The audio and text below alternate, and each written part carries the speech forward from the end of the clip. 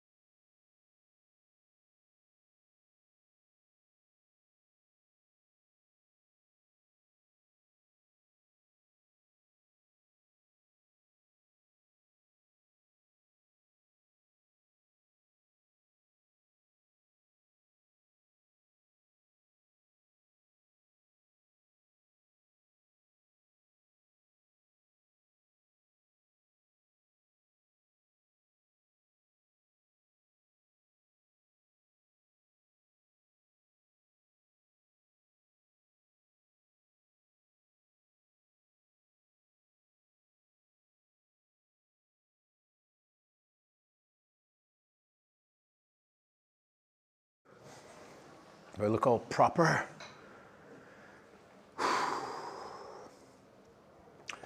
Welcome everyone, my name is Michael Dexter and I will be talking about effective bug reports, code change requests and conference proposals. So, who am I? You can find me on the Fediverse. It seems to be the one social media platform that won't be like taken away or toxified or you name it. The moderation is very good out there. The keynote was great about moderation and its importance, especially in critical topics, etc. You can email me at editor@callfortesting.org. That website talks about a bunch of what I do per week. And there are now, gosh, 7 years worth of recordings on YouTube, hopefully soon PeerTube, about other things I've been doing. I wear many hats. I am the fundraiser for BSDCon. Anyone been to BSDCon? Any takers? Any takers? Oh, do make it there. Yes, your speech was awesome. I put on BeehiveCon yesterday in this room. I know we have a few attendees. I hope you enjoyed that. It was awesome. Check out the video. The energy was fantastic. I organized the Open ZFS User and Developer Summit in Portland, Oregon. It's been there last year. It'll be there this year. Who knows next year? You're cordially invited. It was great. It was focused. It was awesome. Hello. I am very active in the Latvian community, Latvian American community. It's a thing. And has anyone seen Flow Movie? Made with Blender, Golden Globe and Oscar winning. Check it out. It's truly historic, regardless of the Latvian factors, regardless of the open source factors, but it brings all those together in one movie. Professionally, I've done OpenZFS training and support for about a decade, and you may know me from ancient days in EuroBSDCon circles as the BSD Fund fella from like 2011-7 when I announced that. So anyway, but I am not talking about jails and zones. I am not talking about Beehive. And ZFS, there's probably a non-zero number of ZFS users here. Again, check out callfortesting.org for more about that stuff. And yes, I apologize for all my primitive websites. So in those various roles, I coordinate communities. I shepherd features along, some of which are stagnant and need some love. And I occasionally block releases. So, hello, okay. But today, I hope this series of talks on this topic is the single greatest contribution I'll make, because every one of you uses software. Every one of you is in a position to improve that software by giving accurate bug reports and requests for changes and improvements, and occasionally talk proposals. Show of hands, anyone given a talk at a conference? Anyone? Anyone? About a quarter of you? Come on, we got to work on that. Come on, it's awesome. So, again, about effective bug reports, code change requests and proposals, and conference proposals. And of course, there's this whole notion of report it and they will come, just sort of put it out there and magically the gremlins will take it to the appropriate authorities. But that isn't a great approach. So, what do all of these have in common? They rely on persuading people. They require getting your attention and doing something with it. And that requires communication. I will talk slightly to my slides because not everyone's a native English reader, and not everyone can perhaps even hear me.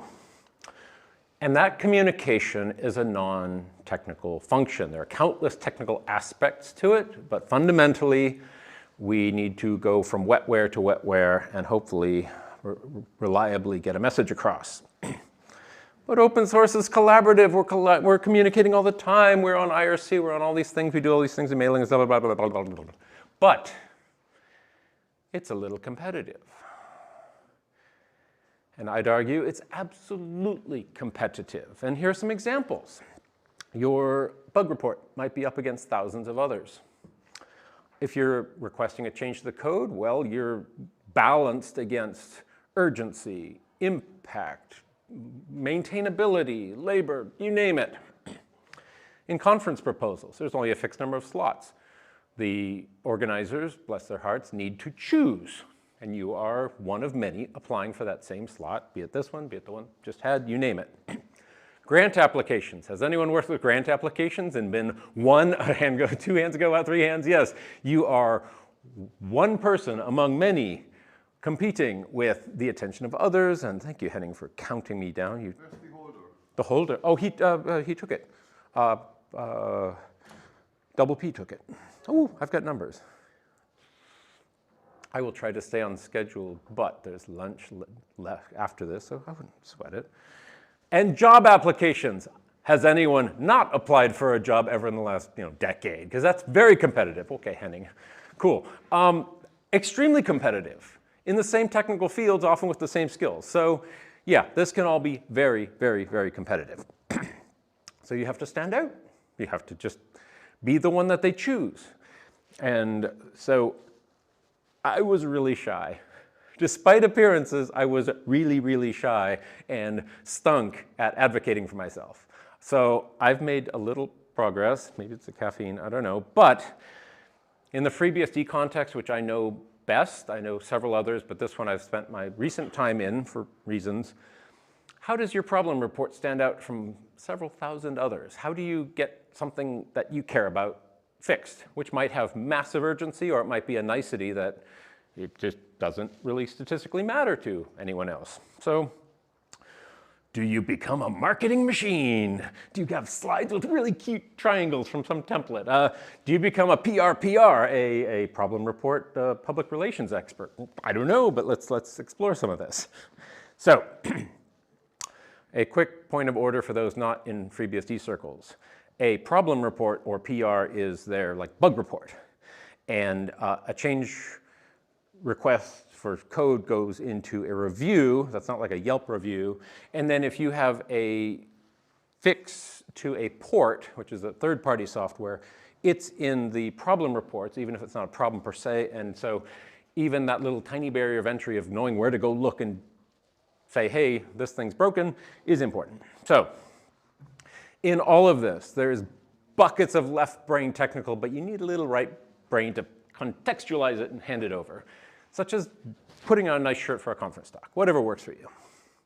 So is anyone familiar with the E-Myth book? It's decades old. I'm old, sorry. But it makes a really good point that there's this entrepreneurial myth that we're all entrepreneurs and we'll start a company and we'll and do all the things, key point. There's a visionary, there's a technician, there's a manager. And those are competing factors, unfortunately. And when it's one person, when you wake up in the morning, do you do the visioning, think, wow, we could revolutionize this thing? Or do you look at the cost cutting and impact of every decision you make? Or do you have to implement it as the engineer? So it's tricky, it's tricky. So statistically in our circles, we're also slightly neurodivergent. I haven't been diagnosed, but everyone's gifted with something, and I believe in my heart that something is needed to have the patience to work on software, let alone free software and its community. So if you self-assess and feel you need help, get help from others, get feedback help from others, because your absolute correct, terse description of a problem might not be how it should be pitched to those who can help you out. So just ask for help, have allies. So this is out of marketing stuff, and it pains me to say that, but secret number one to all of this, to getting attention, is there are many ways of describing it, but fronting, weighting, and prioritizing your sentences. I'll explain what that means. So let's just go with bug reports first. You're going to put out a little report in some system with a few thousand others to compete with. You put the important stuff first. It might not be obvious, but not everyone gets that, and I want you to come away with that. Too long didn't read is definitely real. We're all competing just to cross the hallway here with people wanting to say hi, with your phone buzzing, with all the things and all the things. So you need to be concise. You need to get right to the point, and on and on. So let's look into that closer. In my assessment, having filed quite a few reports, some of which were kind of heated and controversial at the Dev Summit for FreeBSD the other day, lead with either the subsystem or the problem. And here's some examples. And these are completely out of thin air examples, but hopefully they communicate it. So, Fortune 6. That's like in FreeBSD land, it gives you these old 1970s or 80s cute piece of advice, and sometimes not helpful historical little snippets, etc. The thing is broken, so we'll get to the value of that. One of my favorites, reproducible panic in whatever. So, these magic words get attention. There are those who will immediately take it personally no matter what the rest of the sentence is. So very, very important, and we'll get to that. So those can be combined. Fortune 6, reproducible panic and da-da-da-da. Now, that is statistically unlikely, for those who know kernels, file systems, you name it, and Fortune. But if you saw those words, you'll be like, okay, hold on, boss, one sec. Let me go see what the hell this is, because that's fascinating. What's going on here? How did someone find a way to panic a system with Fortune? So in those few little 4 words, you got their attention. So, and then again, the favorite, reproducible panic and Fortune. You can flip them whichever way is appropriate for the context, but out of sheer morbid curiosity, this will get some people's attention. Now, there are bug reports that can make a conference talk. I've done it, it works, and title it accurately like you mean it. The tell deer bug. An extremely talented developer made a POSIX correctness fix to, I guess, a tell deer function. And in some regard, it was the absolute correct thing. Unfortunately, it resulted in pathological slowdowns on Samba, which is an SMB server, which is really popular in anyone like sharing files on a LAN. So you can look it up by number, et cetera, et cetera. I do recall the phrase pathologic case. Now, this one was unique in that it passes all smoke tests just fine. But as you scale up and say have a directory of not 3 files, but like 3,000 files or 30,000 files, it would tip the heck over and just crater. And anyone testing the software, generally in like a little company doing a NAS or something, they missed that. And so convincing developers that it was a problem was an emotional challenge, a painful experience insofar as like, it's configured wrong, you're doing it wrong, you're blah, blah, blah, blah, blah, and telling them like, I'm taking like a minute to list a directory. Are you sure that's correct? Are you totally sure? So in all of that context, with this demographic, with maybe any professional circles, show your work.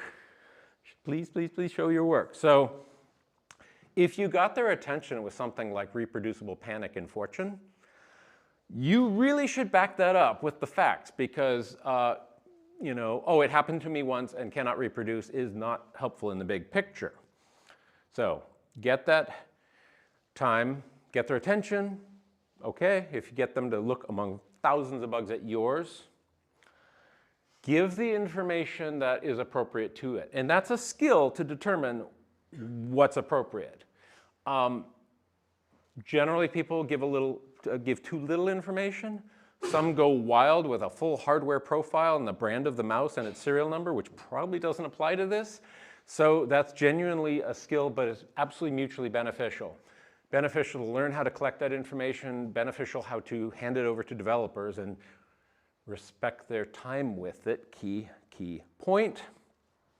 FreeBSD bugs go over here, bugs.freebsd.org, which should be prs. Anyway, that decision was probably made long, long ago. If you happen to be in FreeBSD land, this is what the bug report thing looks like, which is in and of itself a tiny little barrier to entry. This will now be 15 current and 15 stable, 16 current. Key things are that you're either choosing the bin for base OS, Beehive, ARM and other components. Aversion's important. This is a bit sensitive, affects only me, affects a few people. Lots of people don't abuse that and say, oh, my Fortune panic is impacting everyone. I don't think this is used. And this is where that magic text needs to go, be it hypothetically reproducible panic in thing. Because in all practicality, if they clicked Command Control something something plus and made their screen slightly bigger, their little web page bigger, you might get chopped off to here. You might get chopped off to here. And if you're here, really lucky, that's cool. But when someone's reviewing that stuff, in sheer practicality, they might miss what you're saying. And if you start with, occasionally I see a problem with, they'll never see the meat of it. And I wish it didn't take me 20 years to learn stuff like that, but simple stuff like that is kind of important. And then you can attach stuff, you can do, you name it, whatever, using your best judgment there. So, show your work. Expectation versus reality. I thought I'd add a user, but instead it started yelling at me in Croatian. I don't know. Give the sequence of events. Maybe it only happens with an exact sequence. This, this, this, and this, and everyone does it the other way and doesn't encounter the bug you found, but maybe out of sheer, I mean, typos can be your friend. Oops, I did it wrong and it did something very wrong. Well, you found something. Great, because it's only been, what, a decade that fuzzing has been in fashion? I mean, it's the simplest little crazy stuff that can be the actual tip of the iceberg and, oh my gosh, and get you a conference talk out of it. Show what might be unique on your system. If you have something obscure, I guess PC98 is a terrible example in 2025, but something unique, version information is very critical, especially if you're tracking something like current head, whatever you call your latest development version, because that changes weekly. And all those build artifacts typically like disappear, so reproducing something that only happened at one point can be a challenge. So I don't want to get too nerdy, but think about these issues. Hardware information can really matter. Quite a few reports don't even say what architecture it's on, which not everyone's on Intel, shall we say, and there are some people who don't spend any time on non-say ARM64 platforms, so just give that simple fact. In addition to version information, in free software there's an infinite like mathematical combination of different versions, hardware, and all the things. So just try to focus in, communicate it, and over time trust your instincts on what could be unique in this situation. You probably have muscle memory that applies to the system you've used for years, and now it's doing something really unexpected. Communicate what that could be behind that. As simple as what's a OS and version and architecture is really a really good start. Anyway, okay. Hardware is complex. Again, there's an infinite number of stuff you can communicate. Trust your instincts on giving what you think is the appropriate information and just be responsive on when they say, hey, could they ask in the report, could you run this command? Run the command, give it back, just give the output, just respect their time. And if you've got someone asking that, you've gotten their attention. Respect it and just help them out, which is helping you because it's your report. So just work with them. It's great. An issue often in the BSDs is that the BSDs broadly have crap support for crap hardware, and I lose no sleep over that.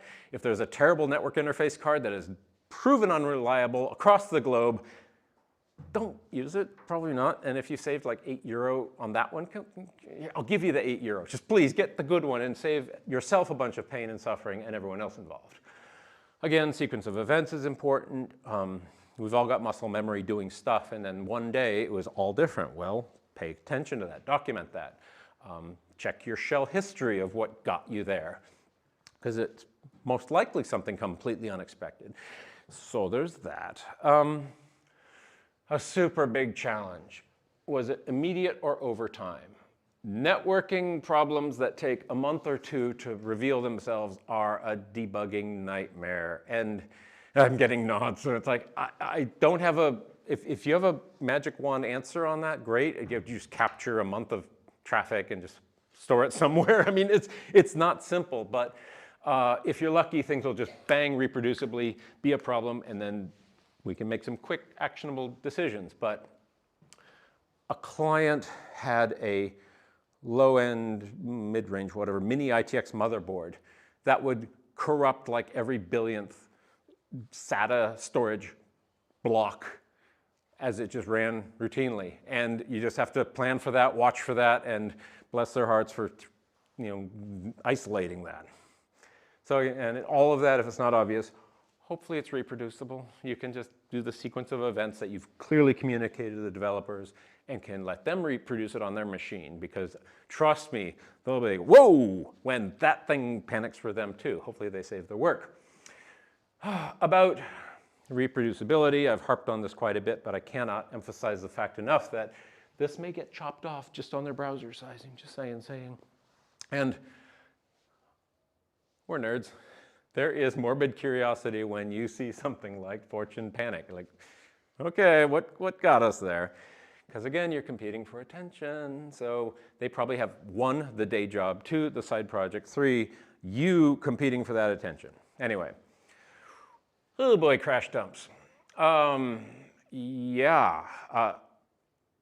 don't know if I should say proprietary OSs sometimes do a better job of like capturing crash dumps and handing off to the evil empire or whatever the heck, but on FreeBSD, as they move to Clang LLVM, suddenly there's no kernel debugger built in, and then it crashes and it reboots and you have nothing, 0.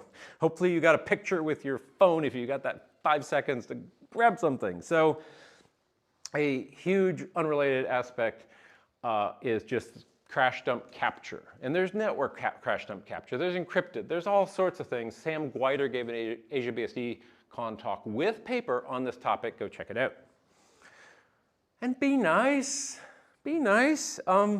Taking that same reproducible panic and leading it with FreeBSD sucks because, or OpenBSD, or Illumos, you name it, SmartOS sucks because of this one bug. It won't get you the response you're after.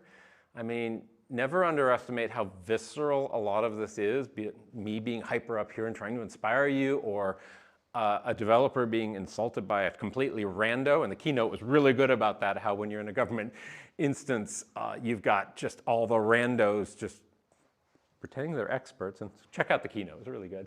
So just be nice, be nice. So let's look at some real ones. Reproducible, zpool panic with 14.0 release with ZFS raw image from the VM images. That is a ticket I submitted because, bless their hearts, the FreeBSD folks have some very cool user space zpool creation tools to make an image with make image. Thank you, NetBSD. And well, it's hard to give authentic ZFS in that synthetic unprivileged user environment. There are bound to be bugs, but it took some crazy guy to exercise the heck out of them. And I'm like mirroring them and trying to do all those ZFS things. And some of the errors were very clear. Some of them were GPart issues, GPT partitioning issues that happened to trickle in, and the synthetic image didn't quite do an authentic GPT table. So on and on. Luckily, it got the attention of, say, Alexander Moten, who in FreeBSD land has moved mountains in the storage realm. And I gave my scripts to reproduce, a text dump, a core dump. I'm like, okay, I do not know which one of these will be the one that helps, but let's give it a go. Script to reproduce the issues. I've been exercising them. Thank you for these. Be polite. I'm trying to mirror 2 images. Who in their right mind would do that? But I want virtual environments. Hopefully that's clear. And it starts blasting out checksum errors. It's like, oh my gosh, this is on fire. Thank you very much. And then bang, it starts into a panic. Well, that means not a lot to me, but it means a lot to the developers. So I thank them for that. And then I got the attention of some stunningly talented people, Mark Johnston, Alexander Moten, and got it in motion. That's literally all I can hope for, and I'll add more facts as I've got them, but they hopefully will quickly jump way ahead of what you're doing and think about what else is going on and where else it might impact, and it's like, just let the magic work, just let the magic work. And then, hallelujah, a commit in branch main references this bug. There is no mention of my name reported by, but I am fine with that. I only care that it's fixed. Occasionally they'll tag you, but if IX wants credit and all these people, Brian Bellendorf, the OpenZFS release engineer, fine, don't worry about me, just ignore me, I'm good, I'm good. And so there's that. Broadly, just configuration holding it wrong can reveal crazy stuff. Samba directories that take minutes to list a few thousand files, which you'd think in back then like 2021 shouldn't be an issue, but here we are. So you're doing Rod's work to help out fix those bugs. Anyway, a quick point of order on FreeBSD. Oh, Hans submitted a bug, great. Here's how you become a developer. It's like, well, no, by definition of submitting that bug, first off, it means you just want it fixed. That doesn't mean you want to start the journey of becoming a committer in the OS, but sometimes it does, and that's actually a great way to recruit people. So yeah, play it as appropriate in your circumstances. Bugs suck. What about if you actually want to progressively improve the OS without the context of pain and suffering and a bug. So let's look at that. You one morning wake up and think, oh, it should do this differently. They should add tmux to base. I've never pushed that hard, but it would sure be handy to have tmux. And I can get a little applause here, and thank you, tmux developers. FreeBSD does it through reviews. Hopefully you have a nice argument of here's my code, here's my explanation, and please do the thing. And ideally, if it looks good, they just say, click yes, great, love it. So that's kind of the ideal to aim for. Occasionally one can stand in front of a conference and say, oh, could you add tmux to FreeBSD base? And it might connect with the right person who happens to be the maintainer of that port and a base OS maintainer and think, you know, the time is right to do that. But that's generally inadequate. It's generally inadequate. So you, again, have to show your work. You have to justify, you have to compete, you have to justify the sheer bloat of adding tmux to the base OS. Looking at you, Clang LLVM. Every developer is very specific about how a diff is formatted. If I'm not mistaken, this in the Git ecosystem is the preferred formatting to show all the context of what the thing does when it does the thing and the thing. And I'm not a developer per se, so trust your instincts and check the local traditions on how it's done and follow them. So this sounds a bit naive, but reviews must be reviewable. Henning brags about his like 3-line or 10,000 line patches without much in between. And that's a pretty big burden to say, hey, yo, peer who's also busy and also trying to pay the bills and could you review this 10,000 line patch? So broadly, break things into little pieces. If you are getting there with a bunch of little steps, break it into little steps and get there. Sometimes you can, sometimes you can't. Trust your instincts. But this idea that let me rephrase that. The most brilliant 40,000 line patch to an OS will be a massive hurdle just by nature, just by sheer circumstance. Even if your name is Theodor or Kirk McCusick or you name it. I mean, it's a big ask. So trust your instincts. And again, you're competing with everyone else's goodies. So, Goldilocks in the 3 reviews. Too small, that's churn. Oh, why, you know, yeah, it's a typo, but, you know, we shouldn't, you know, go through all the process to incorporate that. And then, oh, no, it's 10,000 lines, 40,000 lines, way too big. Find that healthy middle ground. And again, breaking things up into little pieces is generally a good thing. There is a good guide about all this in FreeBSD land. There are good materials in other OSs. I mean, just sheer time and experience is really handy, and so start there. Mentorship is great. Sit down like, hey, I need to file a bug. I know nothing about the OS. I bet most of you in this room, maybe all of you in this room, would be very good places to start with. So just, you know, start small. And again, so much of this is aimed at developers, and they assume you are familiar with kernel debugging. It's like, well, no, no. So just gently ease into it and get help. Let's see. Keep it within reasonable scope, tangible value. Tests are great. If you can include reproducible scripts and tests and validate, it's like, oh, I want tmux and base. If you can test tmux magically with a test suite, that's going to win you points. And of course, does this benefit you and your one vendor with their one proprietary product, or does it benefit every user? Tmux, tmux, tmux. So, Cloud ABI was very well represented at EuroBSDCon for years. Great. It came and went. It was a clear proposal. It may have hit the mark, may have missed it. Anyway, ZFS, Pavel ported it to FreeBSD in a week.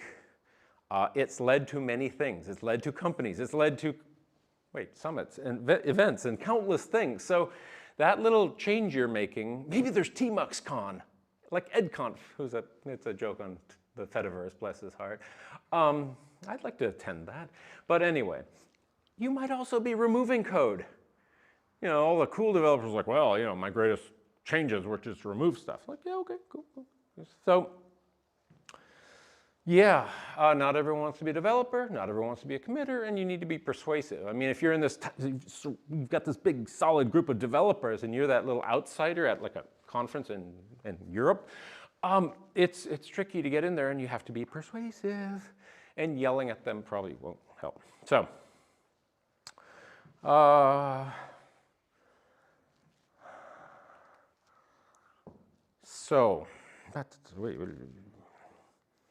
Yeah, I guess of all these points, embrace that feedback. If they're like, hey, run this command, just quickly get it to them and keep them in motion, because they'll probably potentially forget. This one was fun in the calls I host every week. There was a massive proposal, the author's here, he's great, to do this clever configuration thing. But on a call, Jamie, the maintainer of jail, was like, what if we just had .include, and you could just include these little snippets of code there and just have it wherever you have it? It's like collective, oh. So massive technology replaced by simple, pretty intuitive option, and it made it in. In all these systems, there's always, we've always done it that way. It's like, well, yeah, you used also CVS, moved to SVN, Git, game of trees, you've changed compiler, you've changed file systems at times, jumping from Graph to Mandoc. You're all part of a long, multi-decade journey in one direction. So just find what's appropriate for your point in time. Try to keep it all magically in perspective. And now conference proposals. Hopefully each of you has a talk here, because giving talks is fun. I was shy, I swear. I don't know how many talks I've given, not a clue, zero, no idea. I was shy, definitely, and confession, I gave in my first EuroBSDCon talk, my real talk, was like, I want my computer to work. That's my entire motivation here. It's like, just make it work reliably and of course be freedom respecting. But let's see, we're in this room because of this text. This is how I led with describing like the proposal for what I'm doing right now, and it seemed to have worked, and thank you for coming. So a little prefacing on how it's participatory. BSDs are no exception. I'll let you read this on the published slides because I don't want to bore you with that, but things like bullet points, effective. Get those key points out there, bug reports that are actionable and inspire attention, code change requests and reviews that are more likely to be reviewed and get accepted, conference proposals that stand out, et cetera, et cetera. So you can too. Then that said, once again, you have to be persuasive. You have a program committee who has dozens of, hopefully dozens of proposals, and you need to stand out with yours. Everyone has a story to tell, I guarantee. If you worked in a bank with banking systems and saw something unusual and noticed a pattern, it might make for a great conference talk. Don't feel bad about how you perceive yourself in the ecosystem of all these people doing all these things. I guarantee you have a story to tell. I'll help you tease it out if you like. A conference talk is not for everything and all topics. Maybe a blog post is appropriate. Maybe a toot is appropriate. Maybe a governmental program is appropriate to the problem you want to fix, but a conference talk is one of many, many strategies. And again, the talk could have been a blog post. Well, some little bugs have become talks. One nice thing about talks and blog posts and all that, you can rewatch. They can become relevant years later. Hyper-threading, let's just throw that out there. Or, I don't know, all things Heartbleed, and all these things we kind of like took for granted and then found like, uh-oh, wait a minute, there could be problems anyway. Do give different talks every year, although some people get away with the same topic over and over because it's invaluable and kind of timeless. So just trust your instincts on giving talks. Epiphanies are awesome. You realize that you found something non-obvious. Perhaps you thought you understood it for years. Maybe others are in the same situation. If it's an eye-opener for you, it's probably an eye-opener for others. And there are extremely technical conferences. There are extremely community-oriented social conferences. Please adjust your talk proposals to the appropriate conference and just find the one that matches up with what you're doing. If it's a marketing event and you add a kernel debugging talk, it'll probably get rejected because the people on the program committee don't know what a kernel is. So a little bit about what not to do. You do want your little nudge of the world to get accepted, right? So I guess conferences are in different languages. Hopefully you're pretty good at the language of the conference. If you're not, get help. If you're a professor who's brilliant with a heavy accent, get a TA to co-present with you. It's a good thing. Do not bait and switch. Do not give a topic that is like one exciting headline and you talk about something else and promote your project. You might get shown to the door during the event. You will certainly not be invited back. Don't be patronizing. Don't market a product if it's not inappropriate. If it is, great, go crazy, but that's not what this event's about.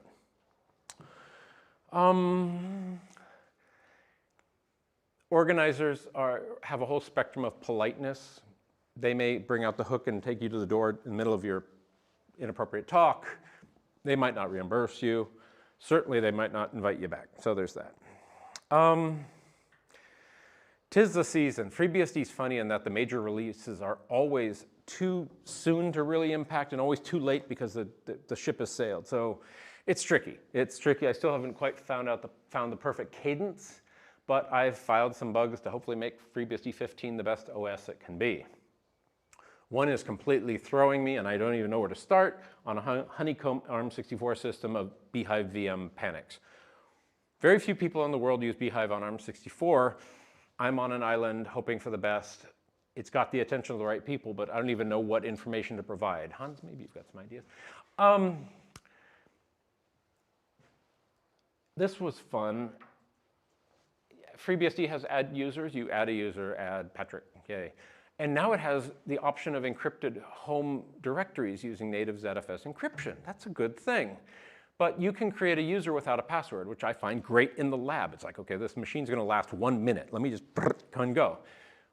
But OpenZFS has password length standards to follow, 8 characters, which opens up rapidly a highly philosophical debate. Should OpenZFS have all the stuff about a number, a character, a big letter, a this, a that, an emoji, or should it have no password requirement? Because of course, PAM should be handling all that. And so that's perhaps unanswerable about how to handle it, but the FreeBSD add user should say, oops, that failed, you need to have 8 characters, and then ask again. But the bug was it not asking again. So it gets philosophical. Build options in FreeBSD is something I've been working on for years. There's one to add a feature, so it doesn't get exercised very often, like every moment someone builds the OS. I think it got the right attention of the right people. Build options are allowing you to compile the OS without a feature, which when making small systems for jails and VMs is kind of cool, just saying. RM user and add user had very different prompting, like yes, no. One of them had silence. I'm like, shouldn't we be consistent? And someone jumped on it, and we attended to that. And I think I closed that this morning. It made it in. And this one, if you're at the FreeBSD Dev Summit, got a little attention. What if we had included some headers from OpenZFS in the base OS because it makes it real helpful to have 1,000 flowers bloom banging on OpenZFS for features? Well, it's not quite a stable API, and they don't want to be constrained by people depending on it, and and it's even more philosophical than the password length. So watch this space if you want to geek out on watching the journey of a PR. And finally, this is what that one looked like. The fix, which is in this code, is like add yes, no. And key point there, any user could observe that. Add user, your own name, and then wait, why did it just add yes, no, but then when you remove, there's no yes, no, and whatever. It's just simple stuff like that. So I hope that encourages you to participate in just going after big things, little things, all the things, all the things. No progress on the honeycomb one. I won't get into the philosophy. I was running through all the different ones. The right people are looking at them. I appreciate that. Literally, as a user who can do nothing in and of themselves on some of these topics, like kernels on ARM64, yeah, cool. Watch this space if you want to geek out on a few header files. 6 files. Bring them in. Let's see what we can do.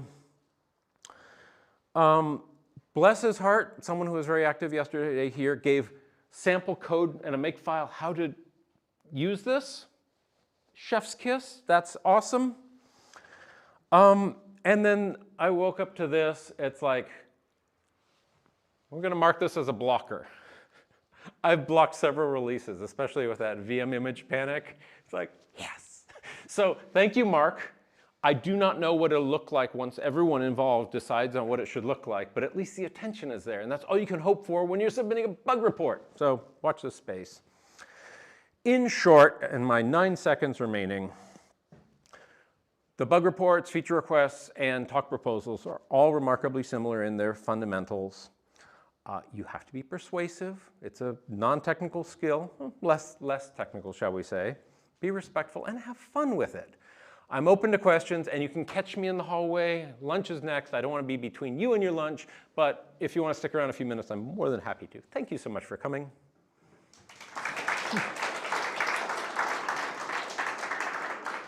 And I've got 35 seconds to go.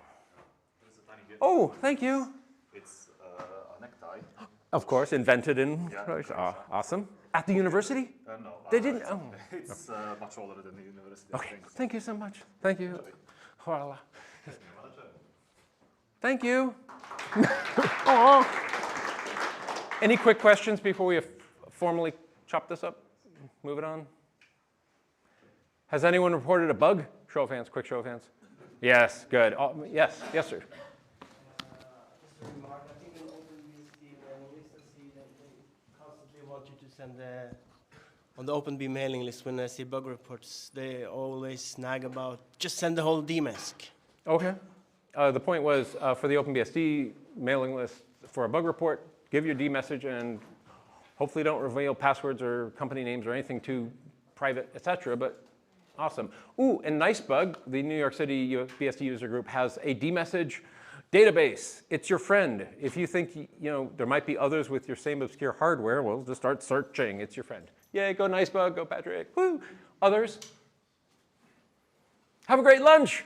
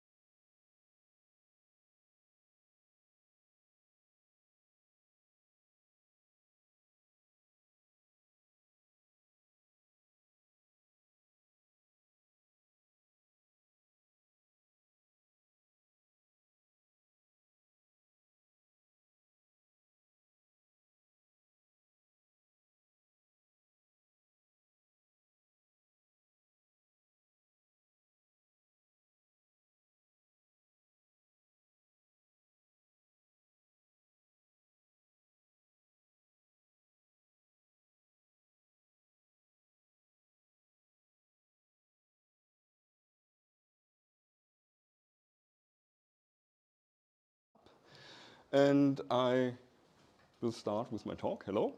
I'm Hans-Jörg Höxer, and I want to talk about confidential with computing, about the next step. You might wonder, why the next step? Well, last year I presented a talk at EuroBSD about the initial work that I did to support AMD SEV, and now I'm going to talk about the next step that I did to support AMD SEV ES. And what this all means, I hope we will see in a minute. Yeah, and disclaimer, it's not about next step. I'm sorry for that.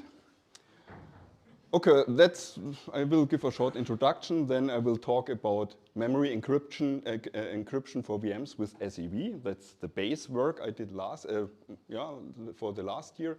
And then I will talk about SEV with state encryption. Encrypted state means ES. And then we will see what will happen.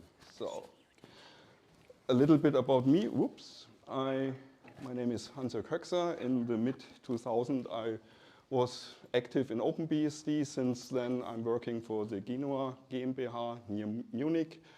And we are building firewalls and VPN appliances based on OpenBSD since 2000. Before 2000, it was BSD-OS. And at some point, we got interested in confidential computing, and I started to work to explore this. So what is this all about? The definition sort of you can get is that it's about sensitive data in an untrusted environment. The context is sort of virtualization. It's about virtual machines. In the end, it's somehow about the cloud, of course. And solution proposed by the CPU vendors, AMD, Intel, is sort of that they want to turn a public cloud into a private cloud. And that's a very bold statement.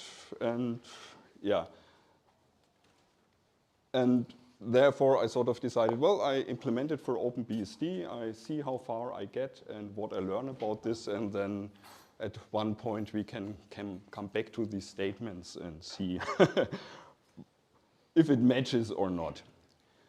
What is an untrusted environment? If you think about your generic operating system, you have hardware, you have a kernel, you have userland processes running on top of the kernel, and when you have data inside the userland process, you sort of have to trust your kernel because the kernel runs with most privileges. The kernel can look into the userland and everything that's in your userland process is visible to the kernel. So you have to trust the kernel. And the same holds when you're doing some sort of virtualization. You have the hardware, you have a hypervisor, you have a kernel. With OpenBSD, this is the OpenBSD kernel, and VMM is a hypervisor monitor that is running inside the kernel. And you have a separate user space process, the VMD, the virtualization monitor daemon, I guess, I don't know, VM daemon that does hardware emulation and stuff like this. And on top, you have your VM kernel running in the VM, and you have your userland running on top of your VM kernel. And it's similar as in the picture before. The hypervisor sees everything what's happening in your virtual machine. So you have to, as you have to trust your kernel, you have to trust the hypervisor. And now, and this is sort of considered as an untrusted environment when you say, well, this hypervisor kernel is something in some cloud provider or something like this. And the supposed solution by, for example, AMD or Intel is that the VMs are running in encrypted, and the encryption keys are not available to the hypervisor, meaning the hypervisor is only able to see encrypted memory and cannot peek into the VMs. And of course, same with userland processes, hopefully the VMs are isolated from each other, so one VM cannot peek into the memory of another VM.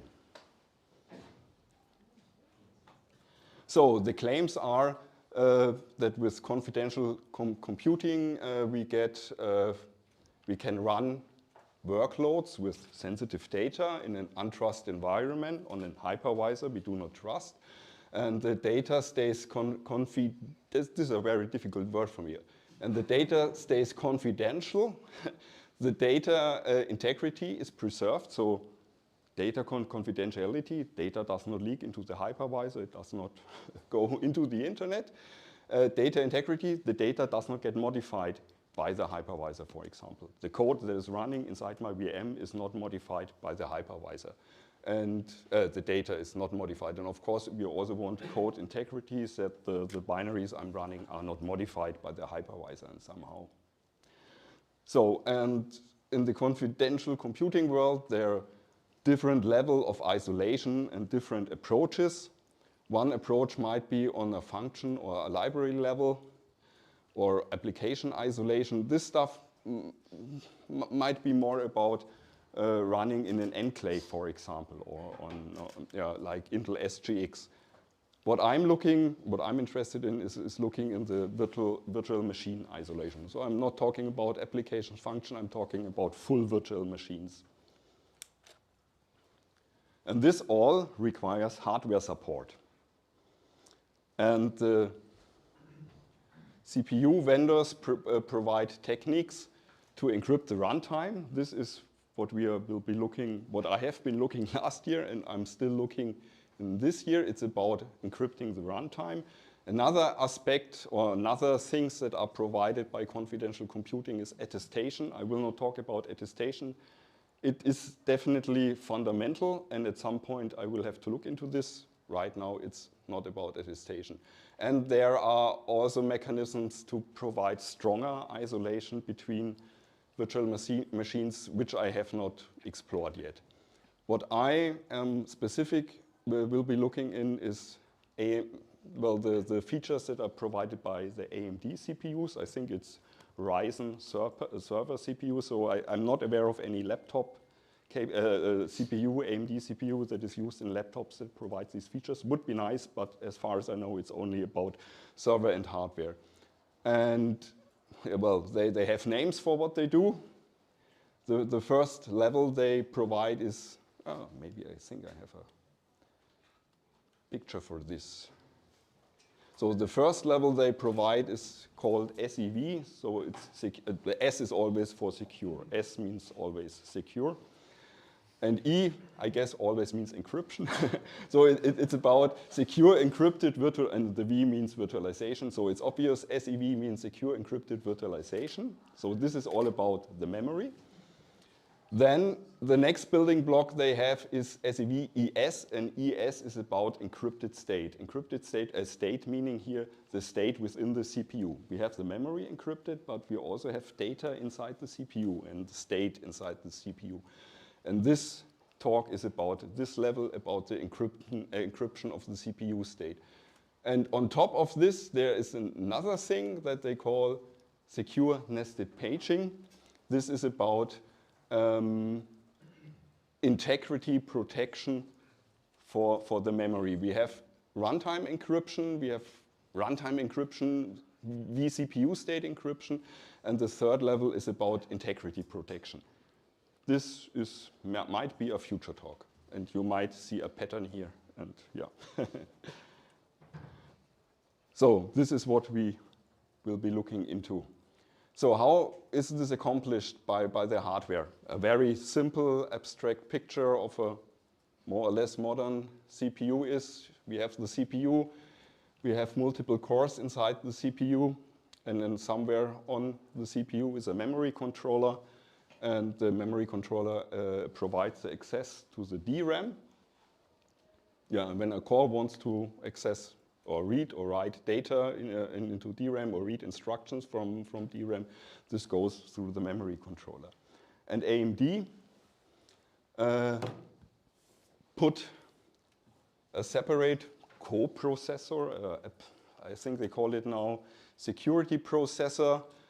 I still call it platform security processor. It's a dedicated, I think it's an ARM5 CPU or something like this. There's a sitting on the same, that is part of the SoC, and it's sitting next to the cores.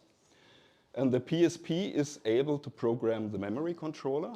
The memory controller got equipped with an AES XTS encryption engine, and the PSP, so the memory controller can encrypt and decrypt accesses to DRAM.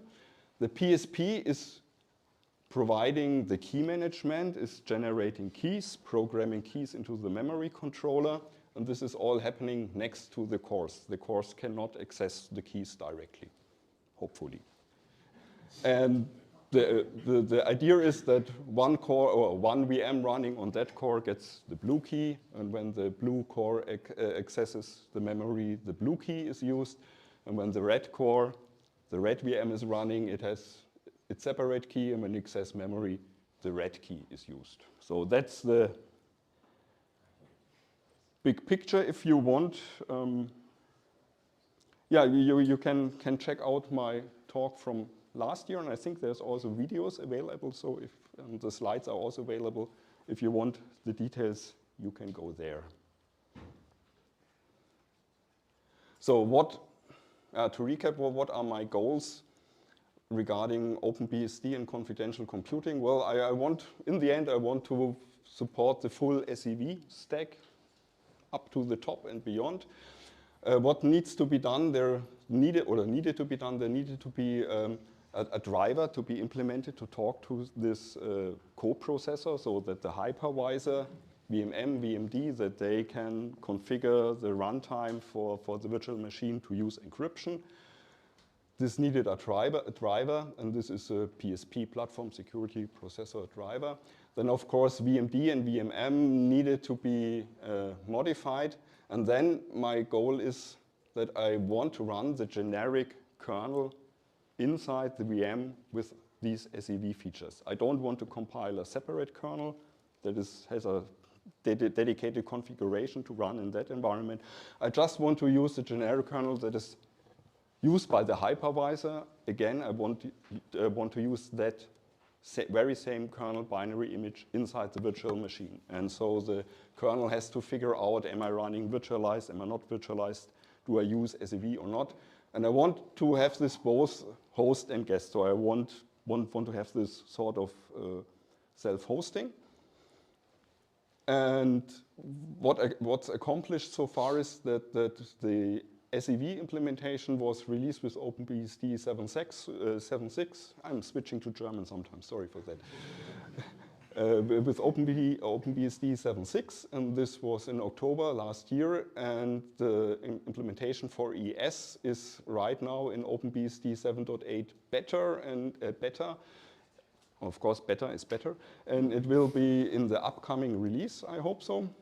And well, an SEV, SMP, the secure nested paging stuff is already work in progress. So there are diffs that already do something, but not enough. And maybe I also want to mention that, of course, I want to be compatible with Linux KVM as a hypervisor, as a host. Yeah, because the OpenBSD kernel as a guest shall also be able to run on Linux KVM and use these SEV features. But my main focus is I want to be self-hosting on the OpenBSD stack. So let's give a little introduction how the SEV actually works. It's about encrypting the memory. So when the guest is running, the memory of the guest shall be encrypted. And one important thing is that if we would encrypt all memory, then or the other way around. Nonetheless, we want to encrypt the memory. Nonetheless, the hypervisor and the guest have to share some memory because they want to communicate with each other, because we have device drivers like the virt.io drivers that provide network, that provide disk access. And these they have to communicate somehow. They have to exchange data. When I want to write a block to disk, that block has to be, this disk driver has to be able to communicate to the hypervisor. The virt.io disk driver has to be able to communicate with the hypervisor. And therefore, the guest, and this is a fundamental thing that AMD did, the guest got control over the encryption. The guest is running with less privileges inside a virtual machine. It's a guest. It's not running with full privileges on the hardware inside the kernel. It's a guest. Nonetheless, the guest is the only thing in the system that has control that can decide whether memory gets encrypted or not. So in this particular aspect, the guest, the unprivileged guest, has more privileges than the hypervisor, than the kernel. And therefore, AMD introduced in the page tables a crypt bit, and it is another flag in the page table entries. And when the bit is set or cleared, I'm not sure yet, can't remember. But with this bit, the guest can control if the data is private. Private meaning it gets encrypted when it goes to DRAM, so it's only the ciphertext is visible to the hypervisor. Or it's not encrypted, it's public, so the hypervisor can see it. The guest can share it with the hypervisor.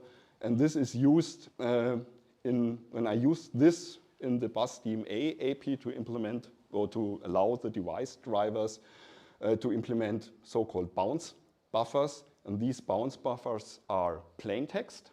So for example, if you want to send an IP packet, an MBUF, it's completely built, the IP packet is built inside the encrypted memory, and then the BusDMA RP provides functions, BusDMA sync specifically, to synchronize the data between the encrypted actual memory and these bounce buffers that are shared with the hypervisor that are unencrypted.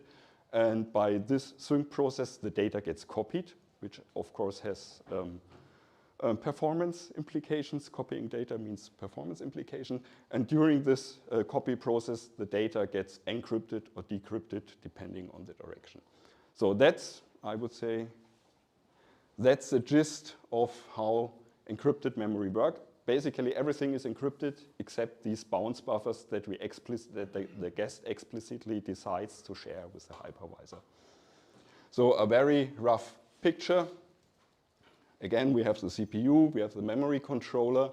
The PSP is managing keys for different virtual machines. The keyword here is ACID, address space identifier, and the ACID, each VM has a dedicated ACID, and the ACID decides which key to use. And if we have code running inside the virtual machine at some point, page tables need to be walked. We have two page tables. We have the red page table that is inside the guest, that is managed by the guest, and for the guest it looks like the normal page table. And in this page table, the guest has control over the crypt bit. And when the CPU walks the guest page table, it remembers the state of the crypt bit. For example, with a bounce buffer, the crypt bit is cleared. And with any other page, the crypt bit is set. So the CPU remembers the state of the crypt bit. And then the CPU walks the nested page table. And that page table is controlled by the hypervisor. And this actually translates the guest physical addresses to the real physical addresses that are used by the hardware, that end up in the TLB, in the translation look-aside buffer of the CPU for doing the address translation. And the state of the crypt bit gets forwarded. This cannot be influenced by the hypervisor. This is done in the hardware. So the state of the crypt bit gets forwarded, and it gets actually put into the physical address. There are bits inside the physical address that are reserved for that use. And these bits get the state of the crypt bit and the ACID. And this modified physical address ends up in the memory controller. The memory controller can see, I need to do encryption because the crypt bit is set, and I need to use the ACID 2 in that case. This is a little bit simplified to make the numbers look good on the slides. It's actually compressed into 5 or 6 bit and not 8 like here. And then the memory controller can use the proper key and do the access. So that's sort of what's happening here. If too complicated, you don't have to remember this. But maybe one thing I want to mention is inside the CPU, stuff that gets loaded into the CPU, into the caches, there's always plain text. There's information that this cache line belongs to this ACID, and this cache line belongs to that ACID, and hopefully there's nothing happening on the microarchitectural level that allows to one VM and some other VM access to cache lines or leak data or something like this, like with Spectre Meltdown, because these techniques do not provide any protection for this, because inside the CPU we have plain text. And we also have plain text in the CPU state in the registers. For example, the stack, the flex register, the instruction pointer, all these registers inside the CPU are of course also plain text. So, and here are the limitations of this first building block. The full virtual CPU state is visible to the untrusted hypervisor. This includes also the FPU state. The full FPU state is visible to the hypervisor. And for example, when you're using AES-NI, when you want to do IPsec, you want to use AES-NI. The AES keys at use are in the FPU, and the FPU state is visible to the hypervisor. So the hypervisor in the end knows your IPsec keys or your AES-NI keys. And the solution is encrypting the vCPU state, that all this state that is exposed, that is visible inside the CPU, gets encrypted and therefore hidden from the hypervisor. So that's the next step, yeah. So, how does this work? Consider a guest is running, and for whatever reason the guest has to exit and hand over to the hypervisor, has to leave the guest, and the CPU switches back to the hypervisor. But when there's no SEV, or when SVM, well, SVM, I didn't mention this, that's how AMD calls the hardware support for virtual machines, and of course S means secure, so it's secure virtual machine. That's the term they use. And this, if you use such a regular virtual machine, when switching from the guest to the hypervisor, minimal state of the CPU is saved in a structure we will take a look in a minute. That is called the virtual machine control block. So a little bit of information is saved, and everything else stays inside the CPU registers, and the monitor part of and the hypervisor part of the kernel VMM has to save all this remaining state in some data structure that the hypervisor is using to control the VMs. This is sort of similar if you have looked at, for example, exceptional interrupt handling. When there's an interrupt, the CPU saves, or depending on where you come from and where you are, but roughly speaking, the CPU saves, for example, the flex register and the instruction pointer at the moment of the interrupt, and everything else is not touched by the CPU. And then the first thing the interrupt handler is doing, basically pushing all registers onto the stack. So when returning from the interrupt, all these registers get popped explicitly by the interrupt handler back into the registers, and then the CPU, and then it return from interrupt instruction reads the flex register and returns to the saved return address. And this is sort of similar what's happening on NVM, entry exit. A little bit of state is saved automatically, and everything else has to be saved and restored by the hypervisor. And now with SEVES, they modified this, that basically essentially the full virtual CPU state is automatically saved by the CPU. The hypervisor does not have to do anything. It's all happening automatically. Also means sort of overhead implications regarding performance and overhead, I would say. This is happening automatically, and we will take another look in a minute or 2 minutes to a dedicated memory area called the virtual machine save area, I think. And this stuff gets encrypted. And now the full CPU state is saved in encrypted memory, and only the ciphertext is, or well, the ciphertext is visible to the hypervisor, but not the unencrypted vCPU state. So, what did I say? I mentioned this VM control block. This is a basic data structure that is needed, that has to be configured if you want to use the hardware virtualization mechanisms of the AMD CPU. Intel does the very same, similar thing, but in a different way. But the concepts are the same, I'd say. So, and there are two areas, a control area where we configure, for example, which events inside the guest cause an exit into the hypervisor. Then when there's an exit, there's some information about the exit, what was the reason, and so on. And then there's a safe area where, for example, segment and so the hidden portion of the virtual CPU state is saved there. And that's a safe area with inside the VMCP. And I would say this is the minimal state that needs to be saved. Everything else has to be done by the hypervisor. Yeah, and there are instructions. The VM save instruction can be used to save the state to the VMCP, and this is done by the hypervisor. When the virtual machine exits, the hypervisor has to do explicitly the save instruction, and then the stuff gets saved. And on the way back into the guest, there's a VM load instruction that restores the state from the VMCP into the CPU register. That is basically the return from interrupt. Now, and the VMCP is defined by the hardware. It's a thingy that AMD decided to do in that way, so that's defined by the hardware.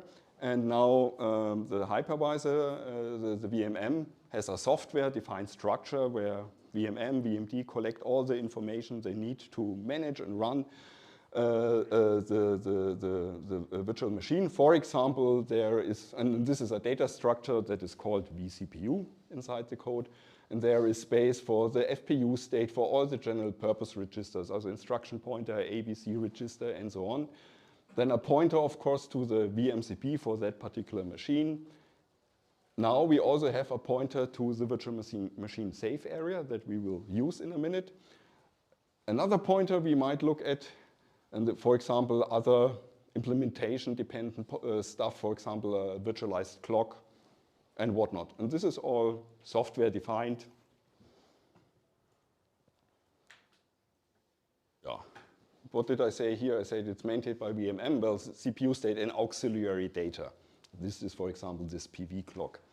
Now, with the VM SA, when we are using the encrypted state feature, we have an additional thing, the safe area, the dedicated VM safe area. And we have a pointer in the control block that shows to the VM safe area. It has to be allocated, the safe area has to be allocated by the hypervisor and configured and provided. And then this access to this safe area is then controlled by this platform security processor, and the platform security processor handles the encryption and decryption of this area. And here we have the full CPU state, including the hidden registers like the segment registers, control registers, the GPRs, the FPU, all the stuff like for branch prediction. State is also saved there, and some other stuff. And this is all encrypted. Access is managed automatically by the CPU and the coprocessor, and the hypervisor sees only the ciphertext. And this safe area within the VMCP is essentially not used anymore.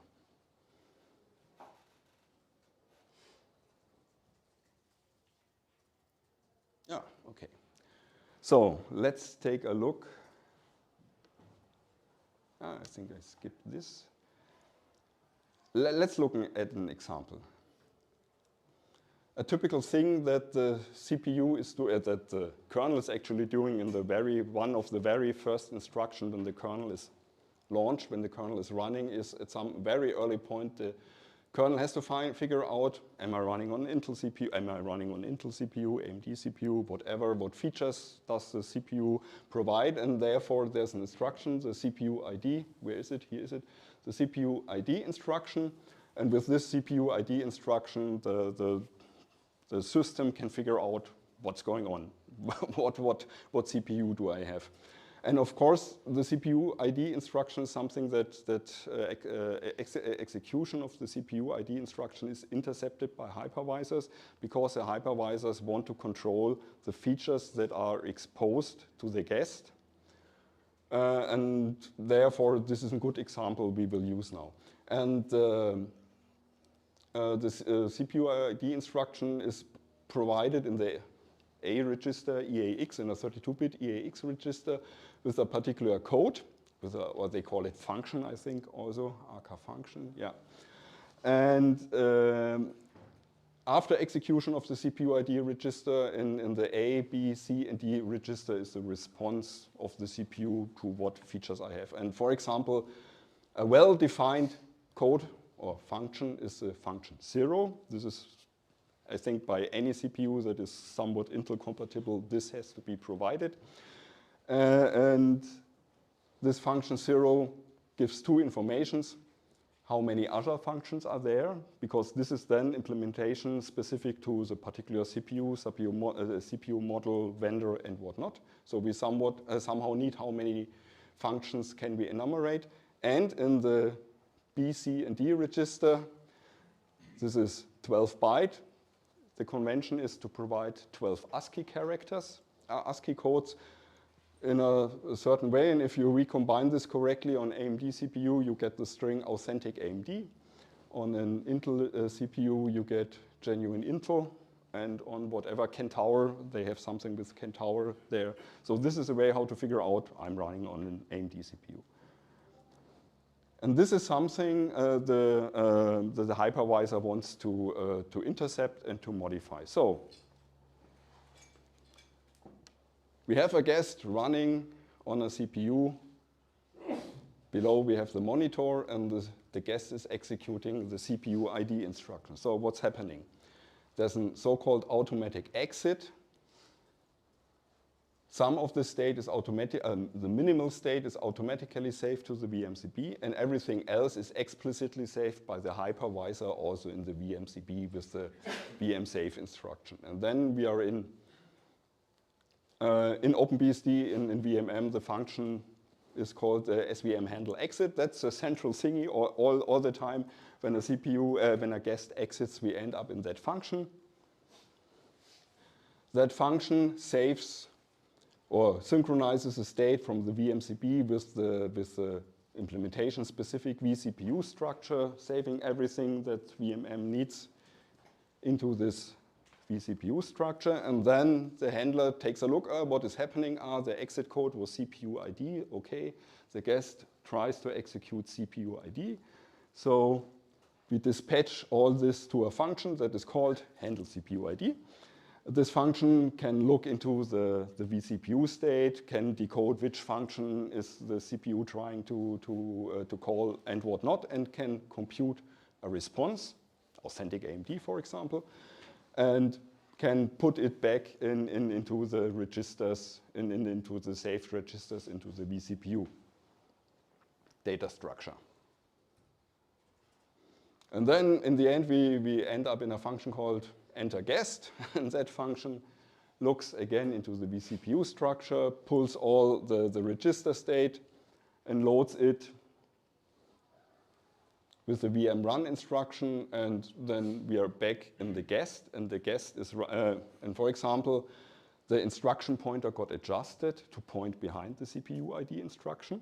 The CPU ID instruction is actually not executed, but nonetheless, in the register state, we have authentic AMD string. And so we are continuing behind the CPU ID instruction, and in the registers, we have authentic AMD. So for the guest, it looks like as if the guest has executed the CPU ID instruction. And of course, this allows the VMM, the hypervisor, control over what the guest is seeing.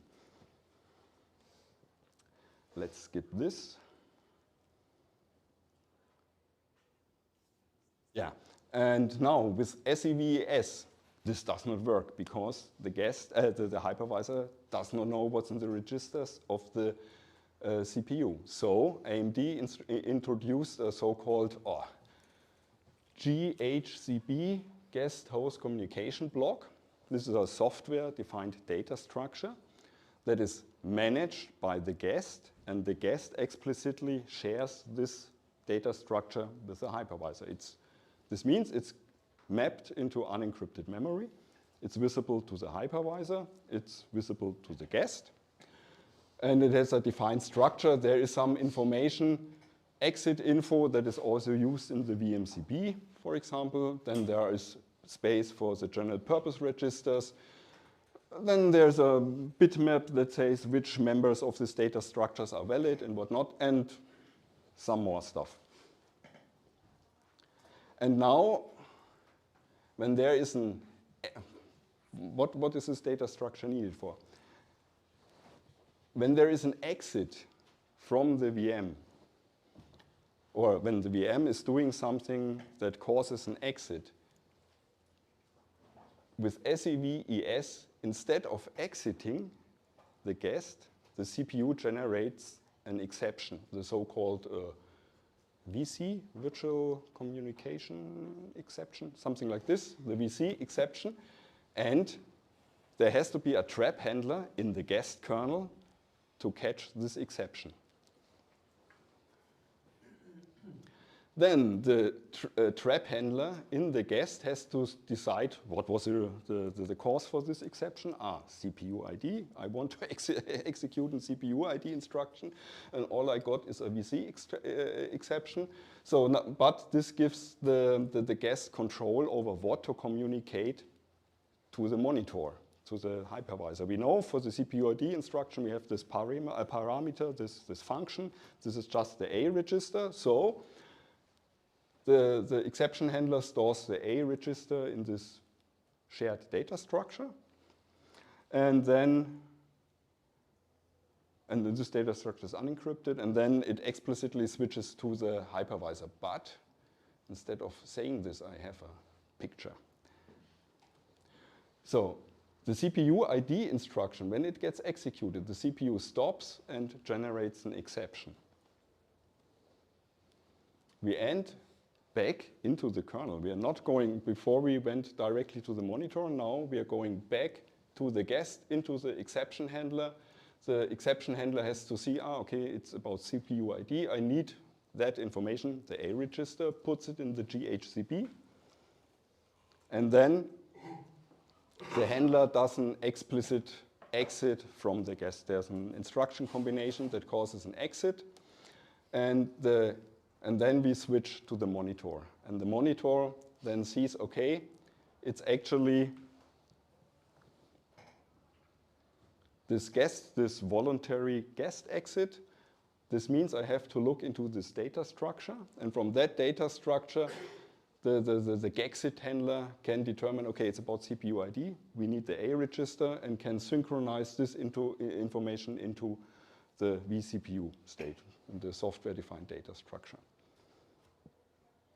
And then the exit handler can proceed as before. It knows, okay, it's about CPU ID, so let's call the vCPU ID handler. The vCPU ID handler does not know anything about this.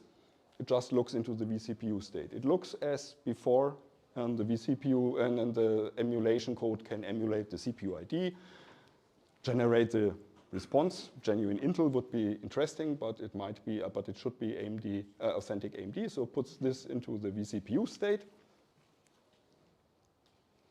and then return to the exit handler, and the exit handler synchronizes the information back to the GHCP. The A, C, B, and D registers. These four are needed by CPU ID, so it copies back into the shared page, and then it returns into the exception handler. The exception handler knows, okay, I called the hypervisor, so I copy back the information from the GHCP onto the stack, because on the stack we got an exception, so on the stack we have all registers saved. The handler updates the saved register frame on the stack with the result from the CPU ID instruction, and then with IRED returns from the exception, and of course the instruction pointer got modified to point behind the CPU ID instruction, and on IRED the guest continues behind the CPU ID instruction with the calculated information in the A, B, C, and D register. So again, it looked like as if the guest had executed the CPU ID instruction, it got the expected result, but we did all this in between. So we have 5 minutes. Maybe we can quickly look into something else. Bootstrapping the crap, because in the beginning, where's the exception handler? There's no exception handler. So in something that I didn't tell you is that in these scenarios, I'm not booting through a firmware right now. At the moment, I'm directly executing. So the VMD is directly executing the kernel to run.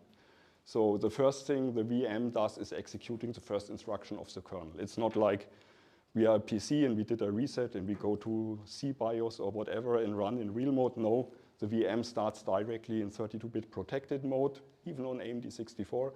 And we are executing the first instruction of the kernel. And one of the first things the kernel is doing will be the CPU ID instruction. So, we will have, very soon, we will have a VC exception. The guest, to figure out, am I running virtualized? Am I using SEV? I need CPU ID. So, and as I said before, I want to run a plain generic kernel. I don't want to have a special kernel that knows, oh, I'm compiled to run a VM, then this would be easy. So what I did is now that in low core, the first thing I do, one of the first things I do before CPU ID is to set up a VC handler that is very stripped down and that communicates with the monitor in a simplified way. I will skip the details. You can ask me if you want, and I can explain it to you. And this allows to run that kernel on real hardware, because then it just works and nothing happens. The exception will not be raised, hopefully. It's a vector that is marked as reserved and is used by AMD for this, vector 29, I think. And maybe some other CPU might want to do something else with that vector. I don't know how they, if they talk to each other and make sure. So anyway, so I'm risking this and I'm setting up a trap handler in low core, not knowing anything. And if the exception is not raised, then it's fine anyway. And if it's an SEVS enabled guest, that exception will be raised, and then I can deal with it, and we survive low core. Yeah, okay, we can skip this.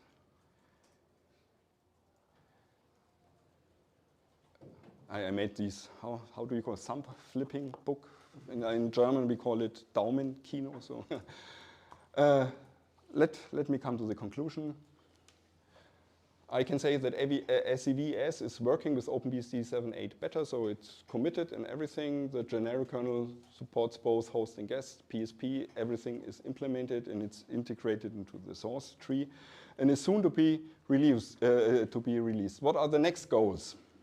I started to work on IMMU support, this existing code in OpenBSD, and I'm modifying this code to be able, because the next thing I want to do is I want to do SEV SNP, secure nested paging, and this requires a working IOMMU. So I didn't expect this, but looking back, of course, it's to be expected. So right now I'm dealing with IOMMUs. Then the next thing would be to work on SEV SNP for VMD.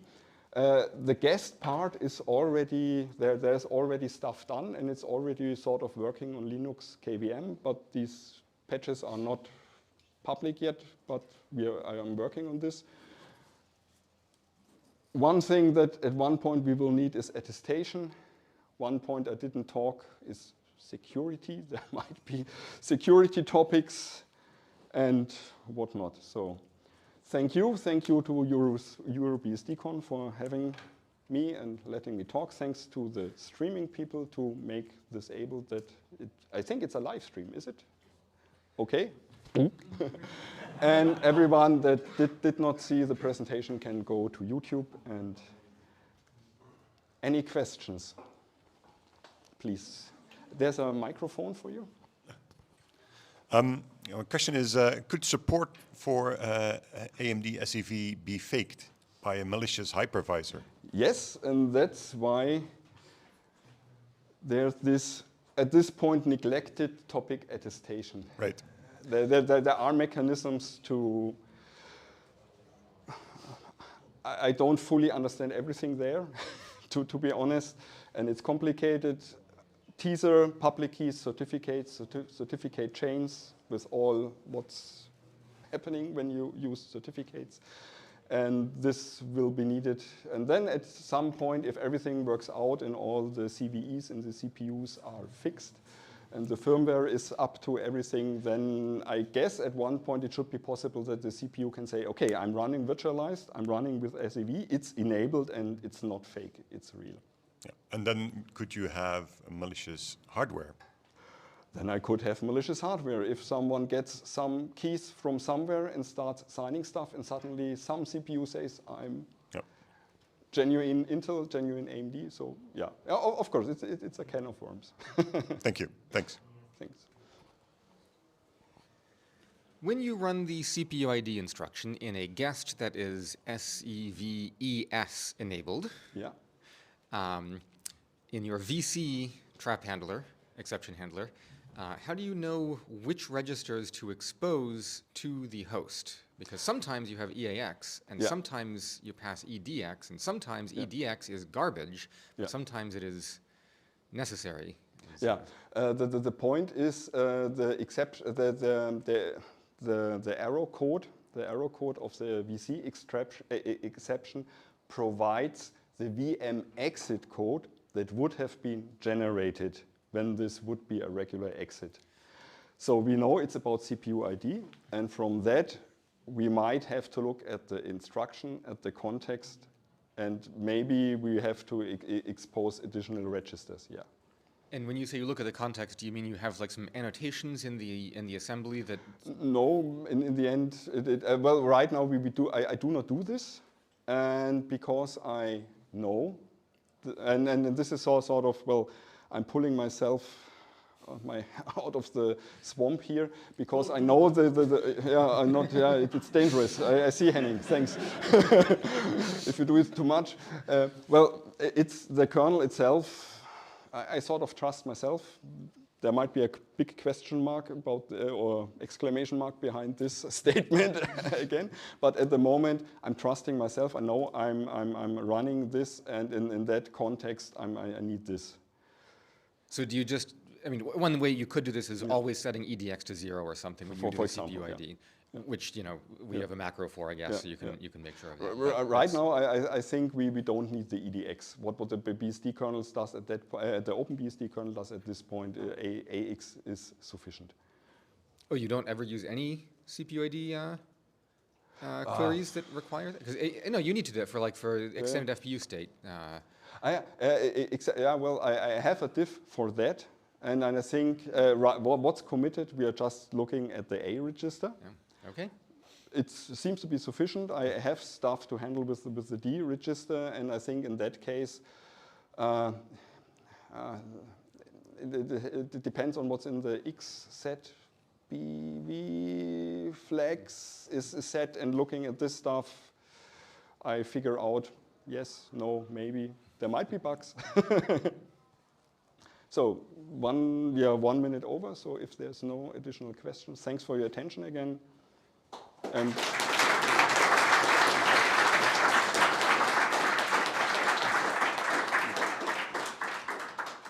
we would like to give you a speaker gift as a token of gratitude for you being here.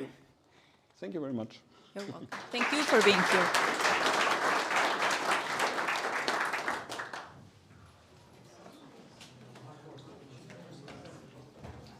Good question. Thank you.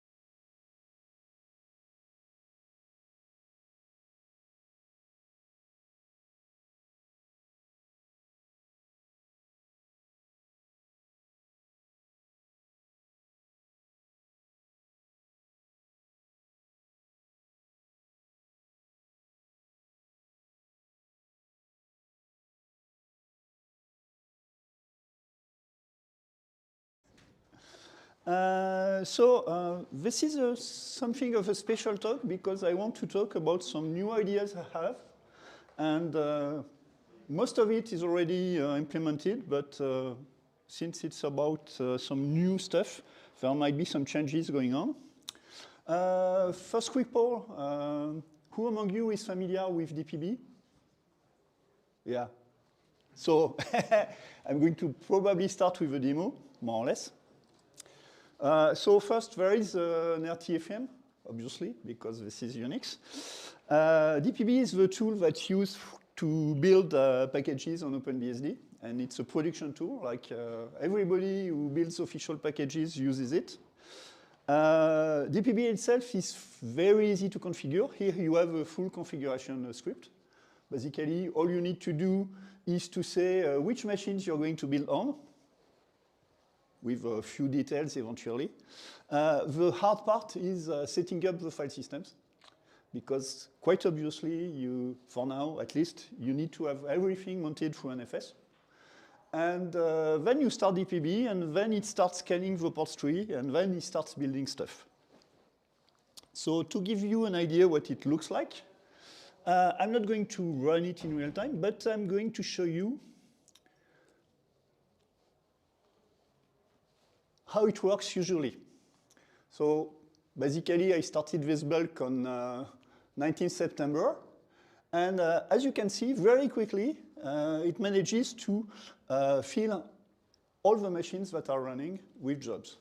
The idea is that from one build to the next, we gather statistics so that in the next build, we are going to grab the most important stuff first. So you can see it very easily. For instance, you've got getText, which is one of the most important dependencies because there is so much new crap out there that you need to build, and stuff like that. And at the bottom, you got some numbers that tell you that at this point, we've got a queue of 300 and, many more, 500 packages that are ready to get built. So the basic model is that you have here 5 machines which are more or less identical with 8 CPUs on each of them. In DPB, I decided to call them cores because I have a data structure that corresponds to each core on every machine that's running. And more or less, everything is getting built on one single core, more or less. Because unfortunately, there are monsters. We all know them, we all fear them. There's Chromium, there's Firefox, there's WebKit, there's Iridium, there's how many copies of LLVMs? Too many of them, Rust, all that shit that takes forever to build. So if you start building them in sequential mode, then you get into big trouble because usually your build will finish late. I mean, you will have built all the very small pieces, and you will end up with having 1 or 2 or 3 machines building Chromium while everything else is built.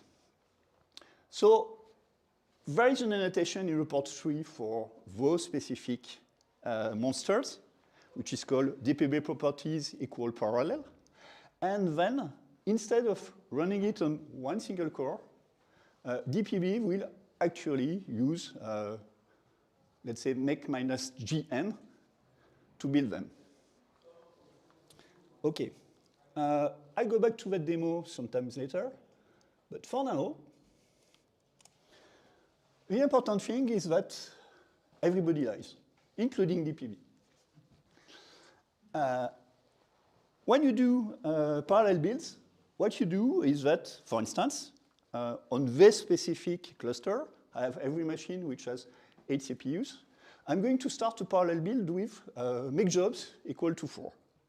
Make jobs translates to whatever you need, depending on Make, Ninja, Gmake, whatever else, to have 4 CPUs running to build a monster. The idea is that you have 2 choices. Either you wait until you have 4 CPUs to start the build, which would be a pretty bad idea because you're going to sit on your thumbs waiting for enough CPUs to be free, or you can be optimistic about it and you start it with minus G4, and you hope by By the time it has finished extracting the port, patching it, running configure, which is usually sequential, then you will have enough stuff that's finished so that actually you have the number of CPUs you want. So this is what I said. We hope by the time we get to it, we will have enough cores. They get swallowed, as the DPB code says. If you want to follow inside DPB, there is a data structure which is called a core, which corresponds to a CPU on a given machine. And when you start stuff with parallel, each time a job finishes, then the data structure, the core data structure, gets swallowed by the parallel job, which is currently running.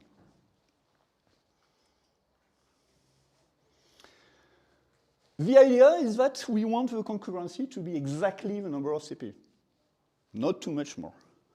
I must say that it might depend on your OS. For instance, if you have a very good operating system with a very good kernel, you don't care all that much. On OpenBSD, not so much. You really want to have not too many running processes compared to your number of CPUs. And preferably, you would like to have all of them running on working on the same project because of caching issues and stuff like that. So if you are unlucky, configure runs quickly. There is something else running on the same machine that hasn't finished yet. And so instead of having 8 jobs running on the same machine, you can end up with as many as actually 11 processes running. And that's the reason, it's very well hidden, that by default in DPB, when you run parallel jobs, you only use half your CPUs on a given machine. If you were to use all the CPUs, that would usually be catastrophic. Like you have 8 cores on your machine, right? And you start a job in parallel, and usually your CPU load will go up to 11, 12, 13, even 15, maybe. In general, it works, but sometimes it doesn't. Okay, so let me show you again the same run, but you will notice some numbers in front of some jobs. I will try to pose it at the right time if I can. Yeah. See here, you see archivers XZ, which is running as make-MindGT4, and it's a case where it worked.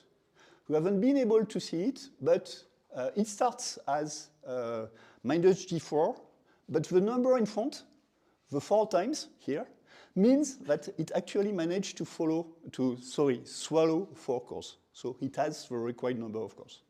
Doesn't always work all that well. With a bit of luck, we'll be able to see that PNG is not going to be so lucky, but it's okay because it's a somewhat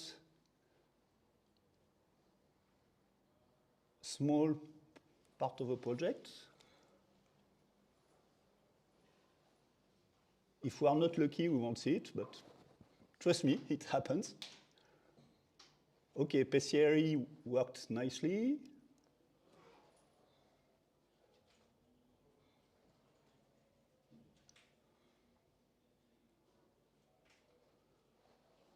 It always works when you try it on your own. Sorry. I could spend hours. I have spent hours looking at this, trying to optimize it and make it work nicely. Oh well, no problem. So this is the basic idea, that you hope everything is going to work all right, but you know that sometimes it doesn't. By the way, and this is another part of the idea, it's that in OpenBSD make, the basic tool, we do something along the same lines. Like you know, there is a big problem with make. I did a talk on EuroBSD a few years ago about that, about recursive make. Like if you start your main make engine using -G4, and it actually goes to do cd some subdirectory and run make again, then you end up with 4 jobs in that subdirectory, and another subdirectory, and another subdirectory. And of course, by default, it's going to be exponential. Like if you have 3 levels of directories, you can end up with 64 jobs running on the same machine, which is a pretty bad idea. So what we do in this case is similar to swallowing jobs.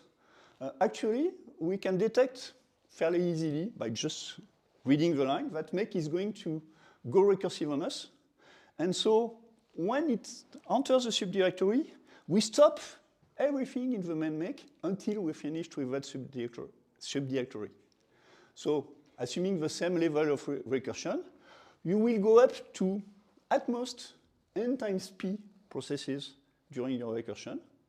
And hopefully, usually, the main process will stop pretty quickly, and you will end up with more or less n actual jobs in the leaf level of your make, and everything else is just waiting for the recursion to finish.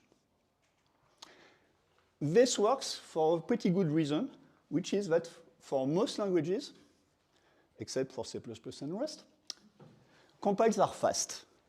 You try to compile a C file, usually it will take a few seconds, and then you're done. So if you've got a slight overload on your CPU, not a problem, it will go away most of the time. Overbuilt systems do it differently. Like, for instance, JMake has got what's called a job server, which is hopefully complicated and somewhat brittle. And I think that some Linux distribution has got the same thing for Ninja. I think that Ubuntu proposed an interface to use the job server in Ninja, and Upstream said, no, no thank you, we don't want that. And I think that Rust also has some kind of tool to do that. In some other operating systems, you are going to use some other way to manage CPU loads. Like, for instance, on Linux, like one friend would say, you are going to use control groups and just assume that, yeah, sure, I have memory, I have cache that works. I can have CPU overload. It's not a big problem. The system will cope. Unfortunately, or fortunately for us, it doesn't work all that great for OpenBSD. So we have to do another solution, probably.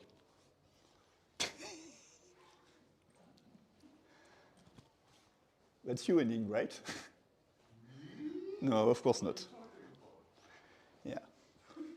So at the beginning of summer, I got frustrated.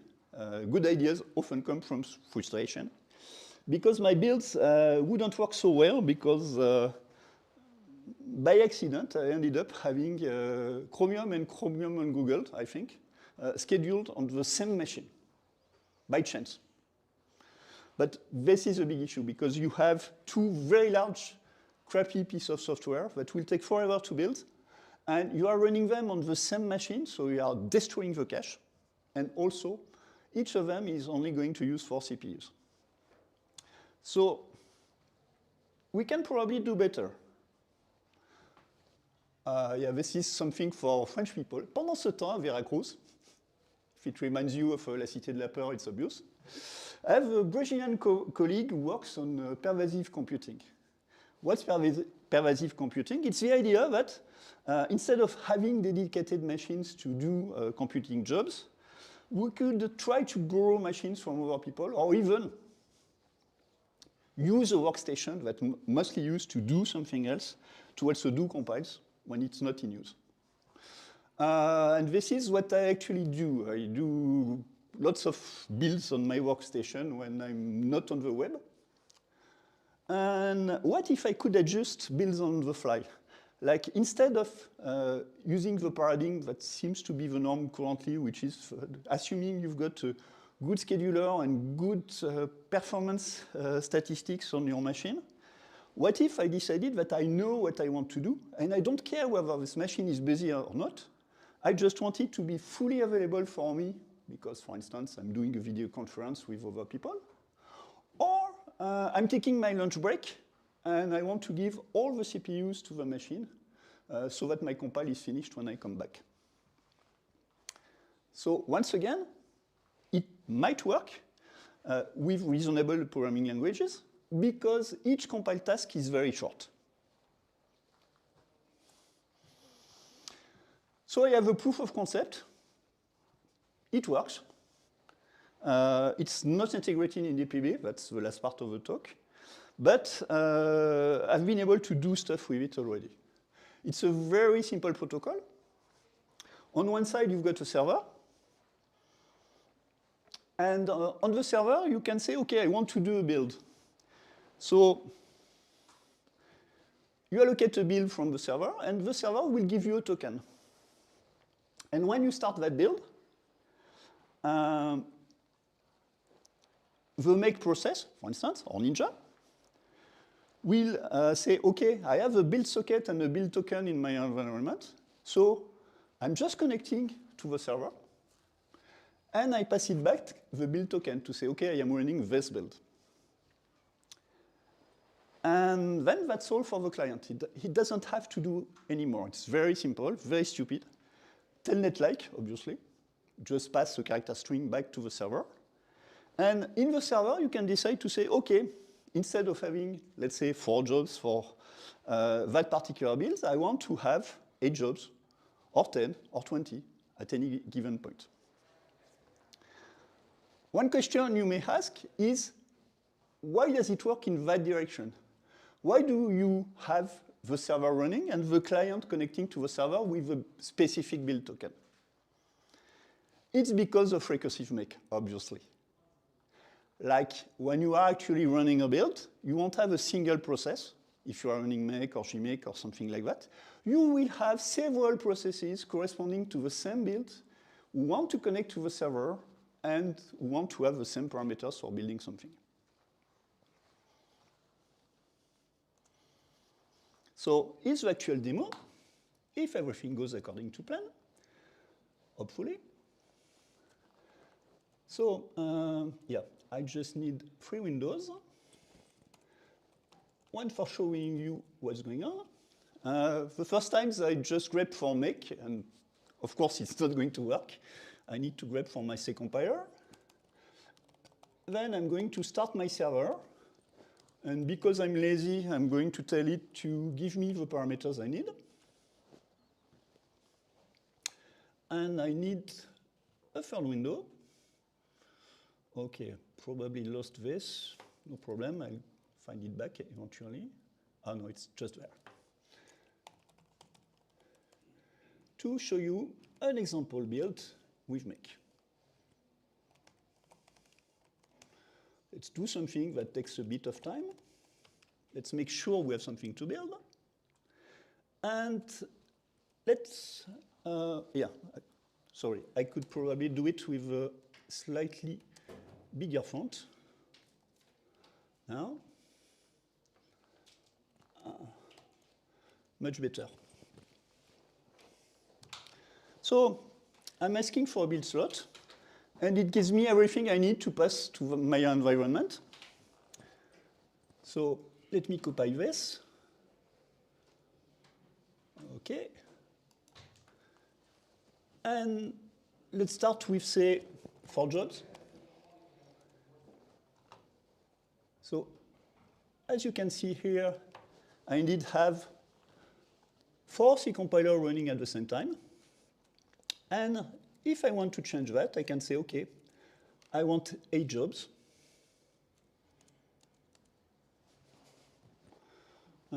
Should work. Come on, what did I miss? Sorry, as usual.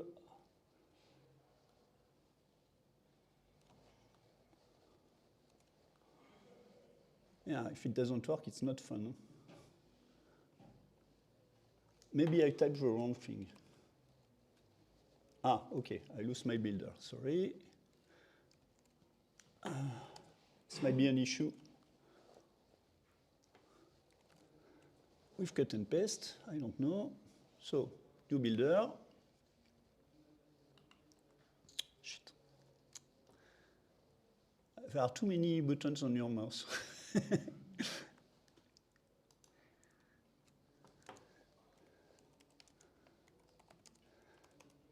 Probably pasted something I shouldn't have.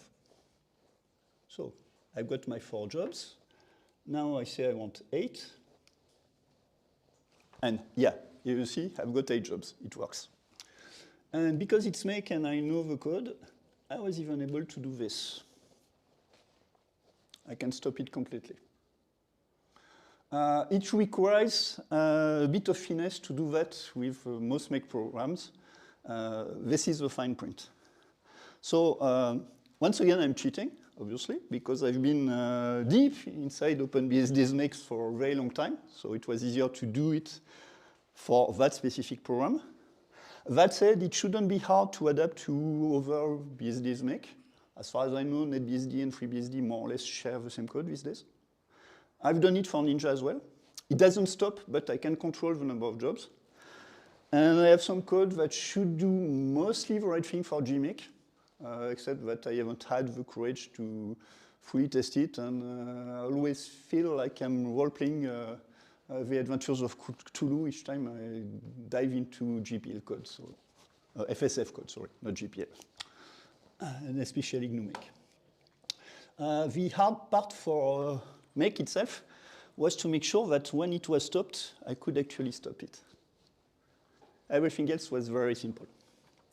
So all this, all you've seen, is on the GitHub. So the protocol is horribly simple. It could be more complicated, but I don't see why it should. Recursive makes, which is why the client connects back to the server. And by default, the simple server implementation that you've seen will just garbage collect the token as soon as everyone is disconnected. Because the way it works is you ask for a new build, right? Then you start make or whatever in a separate terminal with the right environment. And at that point, you've got your build running.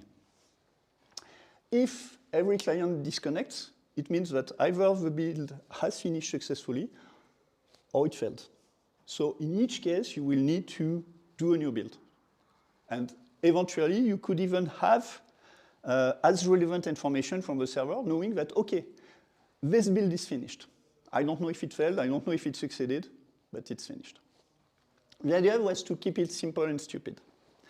The proof of concept code is not very long.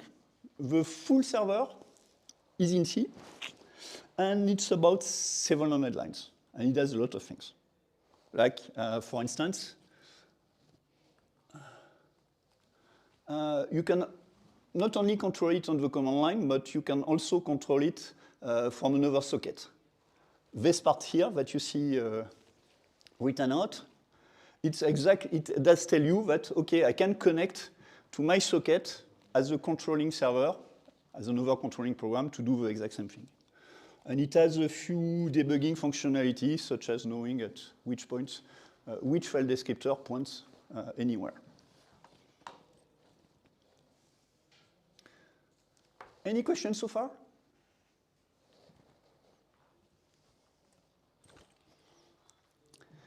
So if you want to do that inside any kind of build program, most of the time, in pseudocode, all build programs will look like this.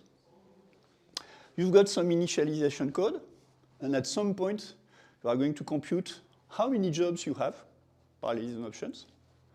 And then you have a main loop, which is more or less, while you're not finished, successfully or unsuccessfully, if you have less than the max number of jobs you're supposed to use, and you have work to do, because you know, when you compute dependencies, sometimes you are running into sequential builds, even though you have 8 possible slots, you can only use 2 or 3.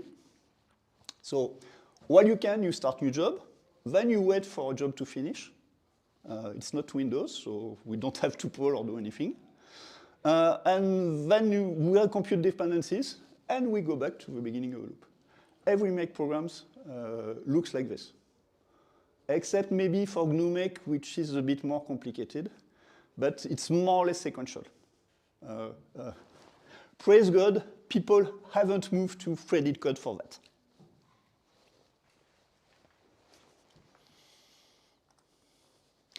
So the changes you need to make are basically this. When you pass your parallelism option, you try connecting to your server. One big reason to do it at that point is that, for instance, for parallel make, when you connect to the server, you have to check whether you get a reply from the server.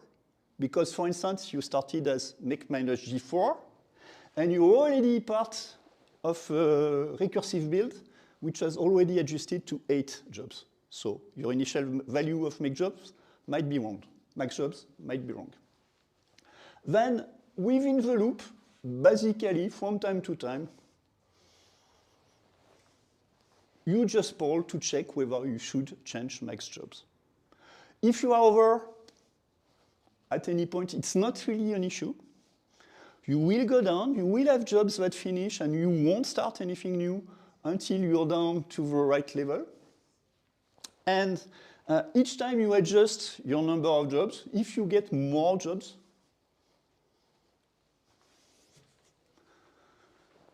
then you just start more jobs. So possibly, for the line number 14 here, when you're waiting for a job to finish, you may still poll your socket, and if it changes, if you find out that you have more jobs available and you've got work to do, you might want to do more work. But you just need to understand this loop in your Mac program, and you just need to connect, well, to take into account the connection to the server, and you can just poll for it.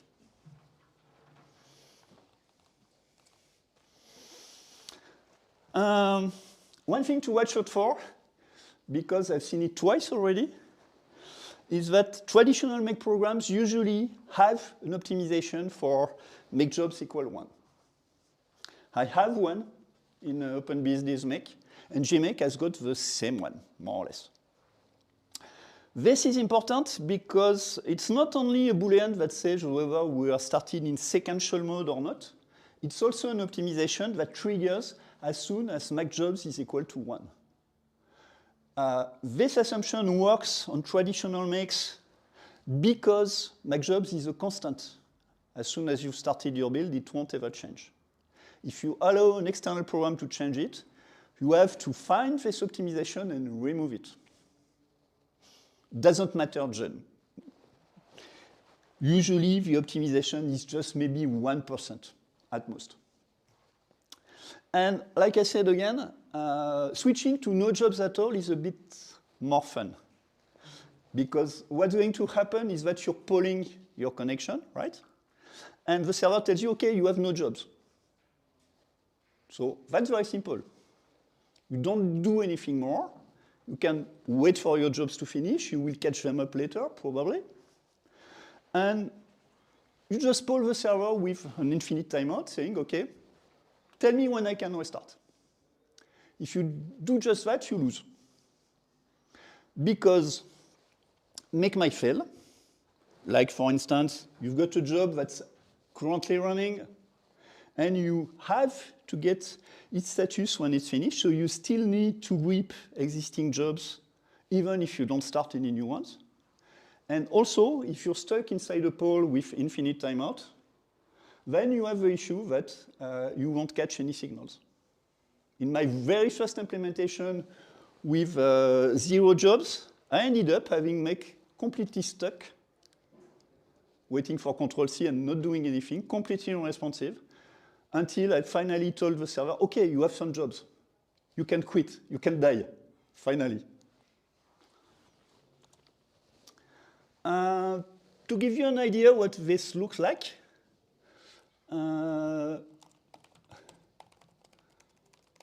for make, for instance,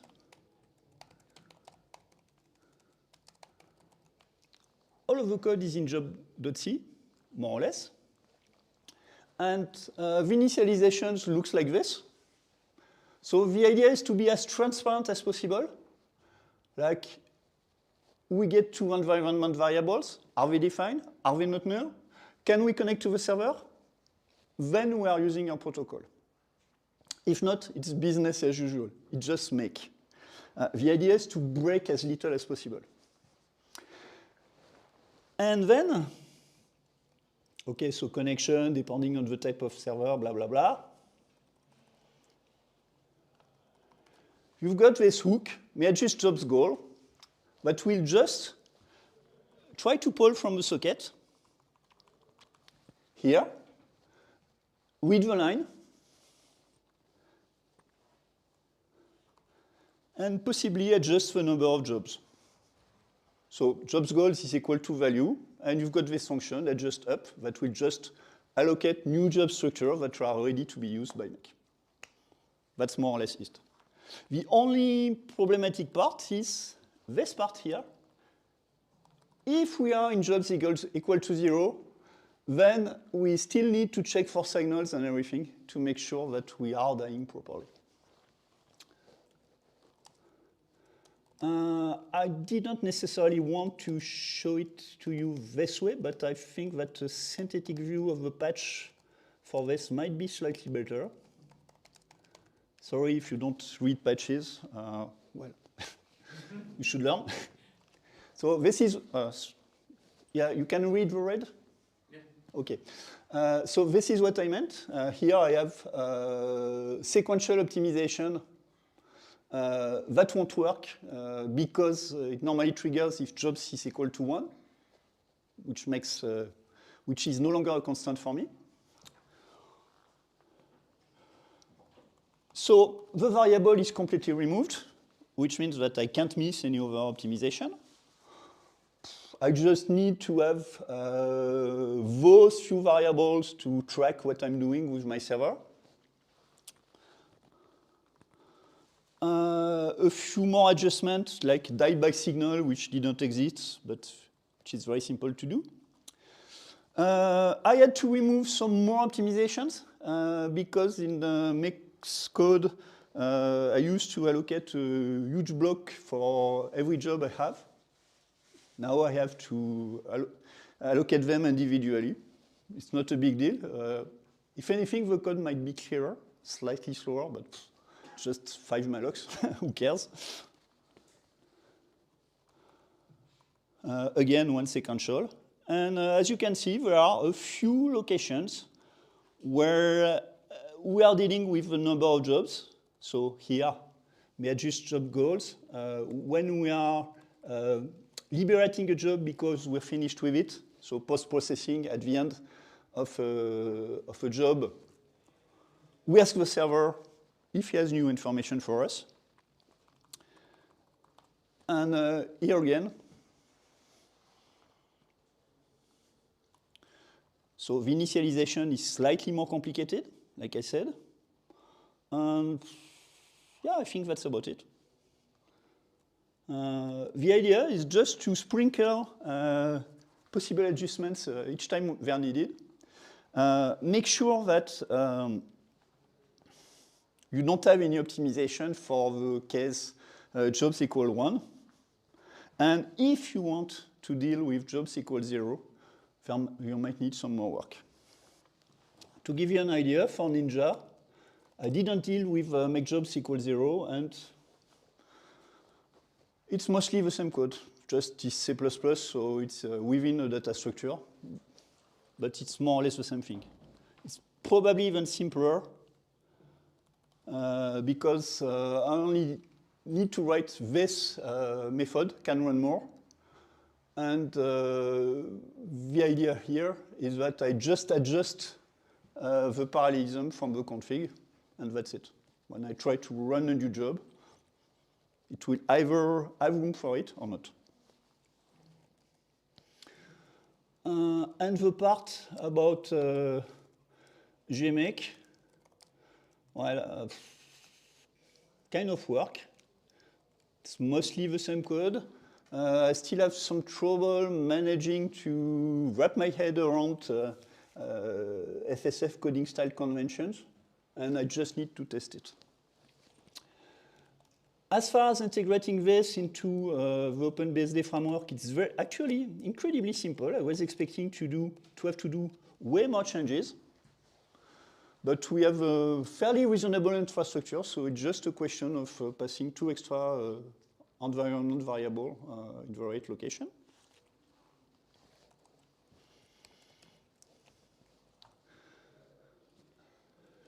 So before I move to the last part, let me summarize one important point here. It's that I think this is a protocol that might be useful for other people. It's not just DPB, it's not just OpenBSD. The protocol is foolproof.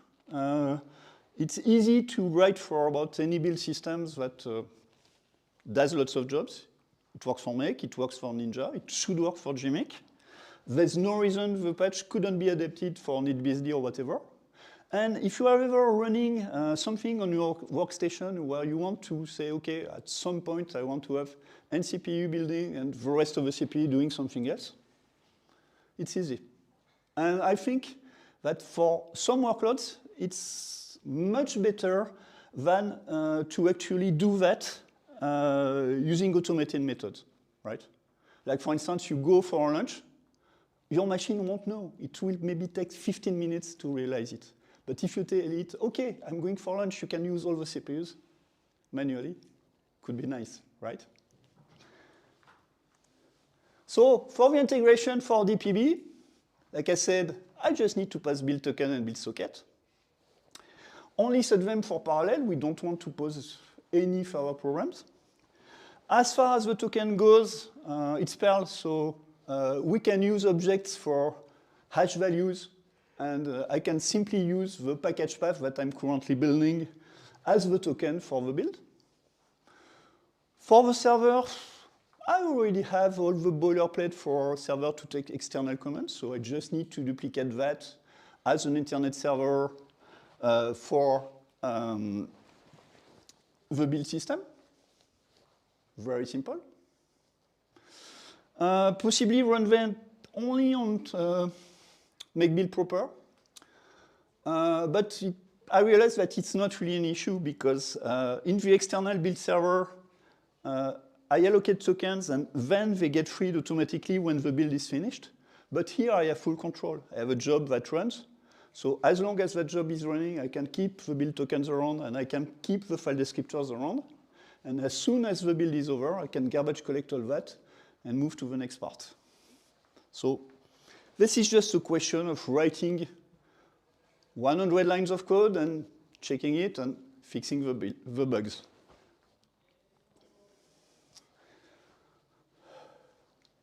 I apologize for that. I wanted to finish it, but I had some network trouble at my day job, and so I was out of my cluster for the full summer vacation. So yeah, sorry about that. Let me tell you that one DPB build equals 2.5 days on my cluster. So it takes a bit of time to actually run good tests. Passing remarks for the end. The protocol is completely not secure, like you've got a socket. If you are running on a single machine, you can run it with several people. In this case, it will be secure, like the socket is actually owned by the person who is running the build server, is only accessible for them. If you are running on a cluster, of course, you will need a server on an internet address. But in any case, if you are running a build, you're already running on NFS. So if you want any kind of security, you need to have it through something else, like firewall rules or IPsec for NFS over IPsec or something like that. So it's not really an issue.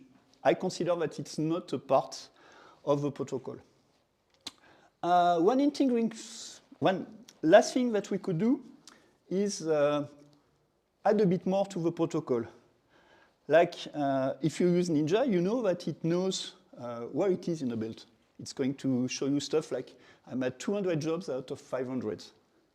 So possibly if you're running several builds on the same machine, you could have each of the build system communicate to the server and tell it, okay, I'm actually at this point in my build.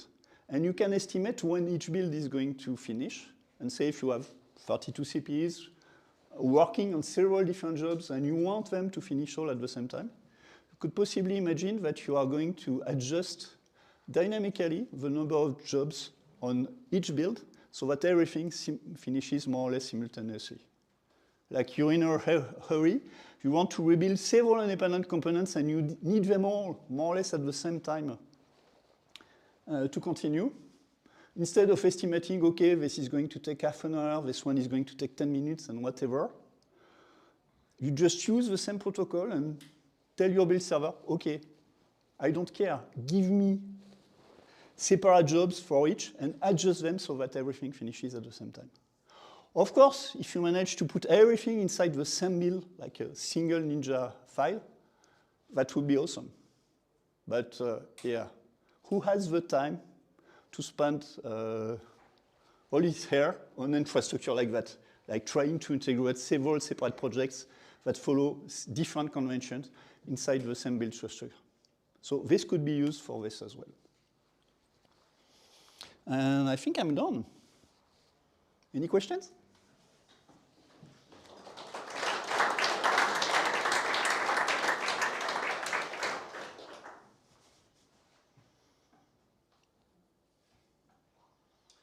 Yeah. You could also automate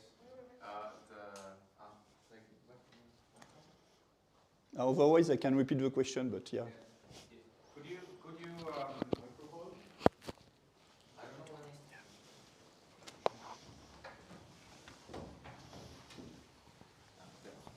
Thank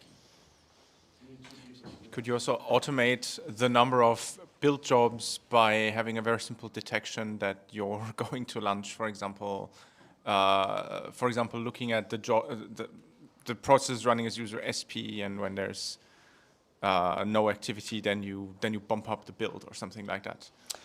Yeah, it's definitely possible. It's one reason why I wrote my proof of concept as a server that you could connect to.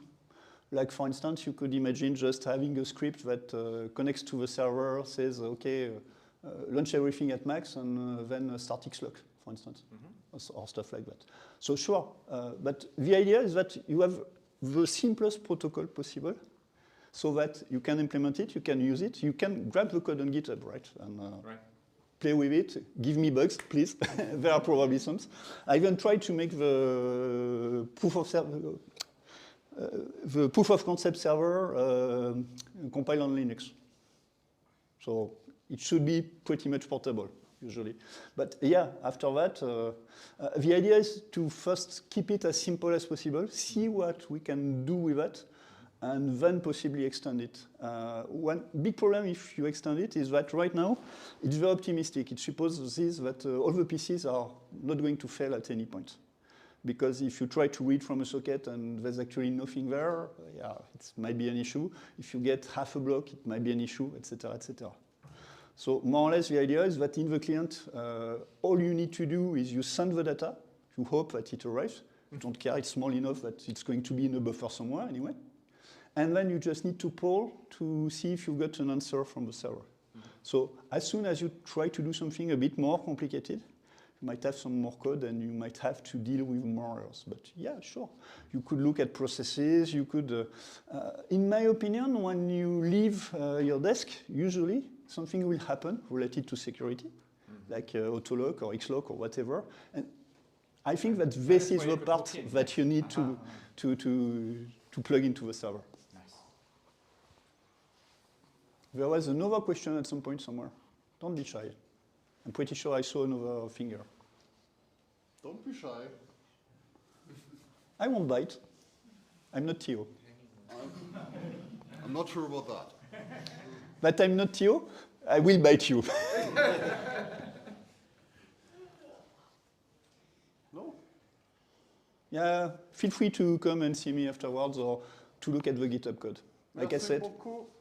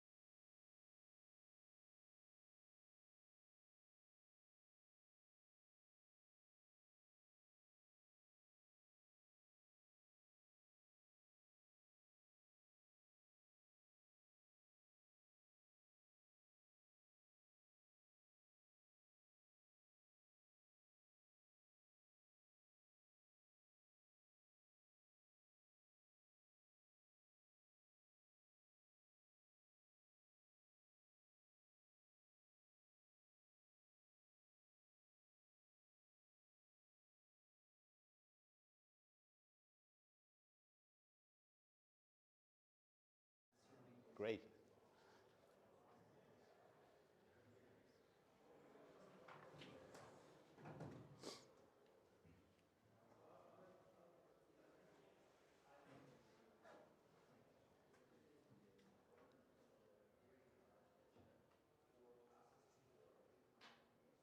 So the countdown already started. Welcome to this session. My name is Martin, and I'm at fault with not getting Wi-Fi in NetBSD ready by now. So I will try to tell you why this happened and what happened. What it is about. NetBSD had wireless drivers since before Wi-Fi even existed. Back in, I don't know, last millennium, I used Ray devices to connect an ISDN router downstairs to my living room. And later we got the net 802.11 stack from FreeBSD and Wi-Fi, and it's all very old, really, really old. It grew over time. Drivers got updates, but not the base code, basically. So this is a problem because a lot of things happened to Wi-Fi in general. There have been new standards, lots of them, and all of these standards are not supported by NetBSD. This is bad. So we can only do up to this nominal 54 megabit, sorry. Megabyte would be good. And another big issue with that the old code is just not multiprocessor safe. We are in the transition of moving all of our network stack to NetMP safe, and currently this is an option only and cannot be enabled in the generic kernel because lots of the subsystems on the network are not ready for it. Net 802.11 is one of them, and this needs to be fixed. And a usage issue, nowadays you expect if you have radio hardware you can run multiple networks from them, like a guest network and a non-guest network, or something in monitor mode and something as acting as an access point. All this is not possible with the old code in NetBSD. So we came up with a great idea. We decided to link the code from back then, FreeBSD current, and do that in a way that allows us regularly resyncing. So encapsulate all the changes we have in local files and feedback all the changes we did to FreeBSD. That has already worked quite well some years ago, and we expect it to work again in the future. So we expected benefits were SMP ready code. FreeBSD is rumored to be a lot more fine-grained locked than parts of NetBSD, and we expected the Net 802.11 code to be up to that standard. Newer standards are supported, and with that higher rates would be possible, better network throughput. And the FreeBSD code is already used by others, so it's structured and well encapsulated in a way that it can be used in different kernels. And, quite an important point, it used to be quiet and stable, which is ideal for an upstream for us, for years.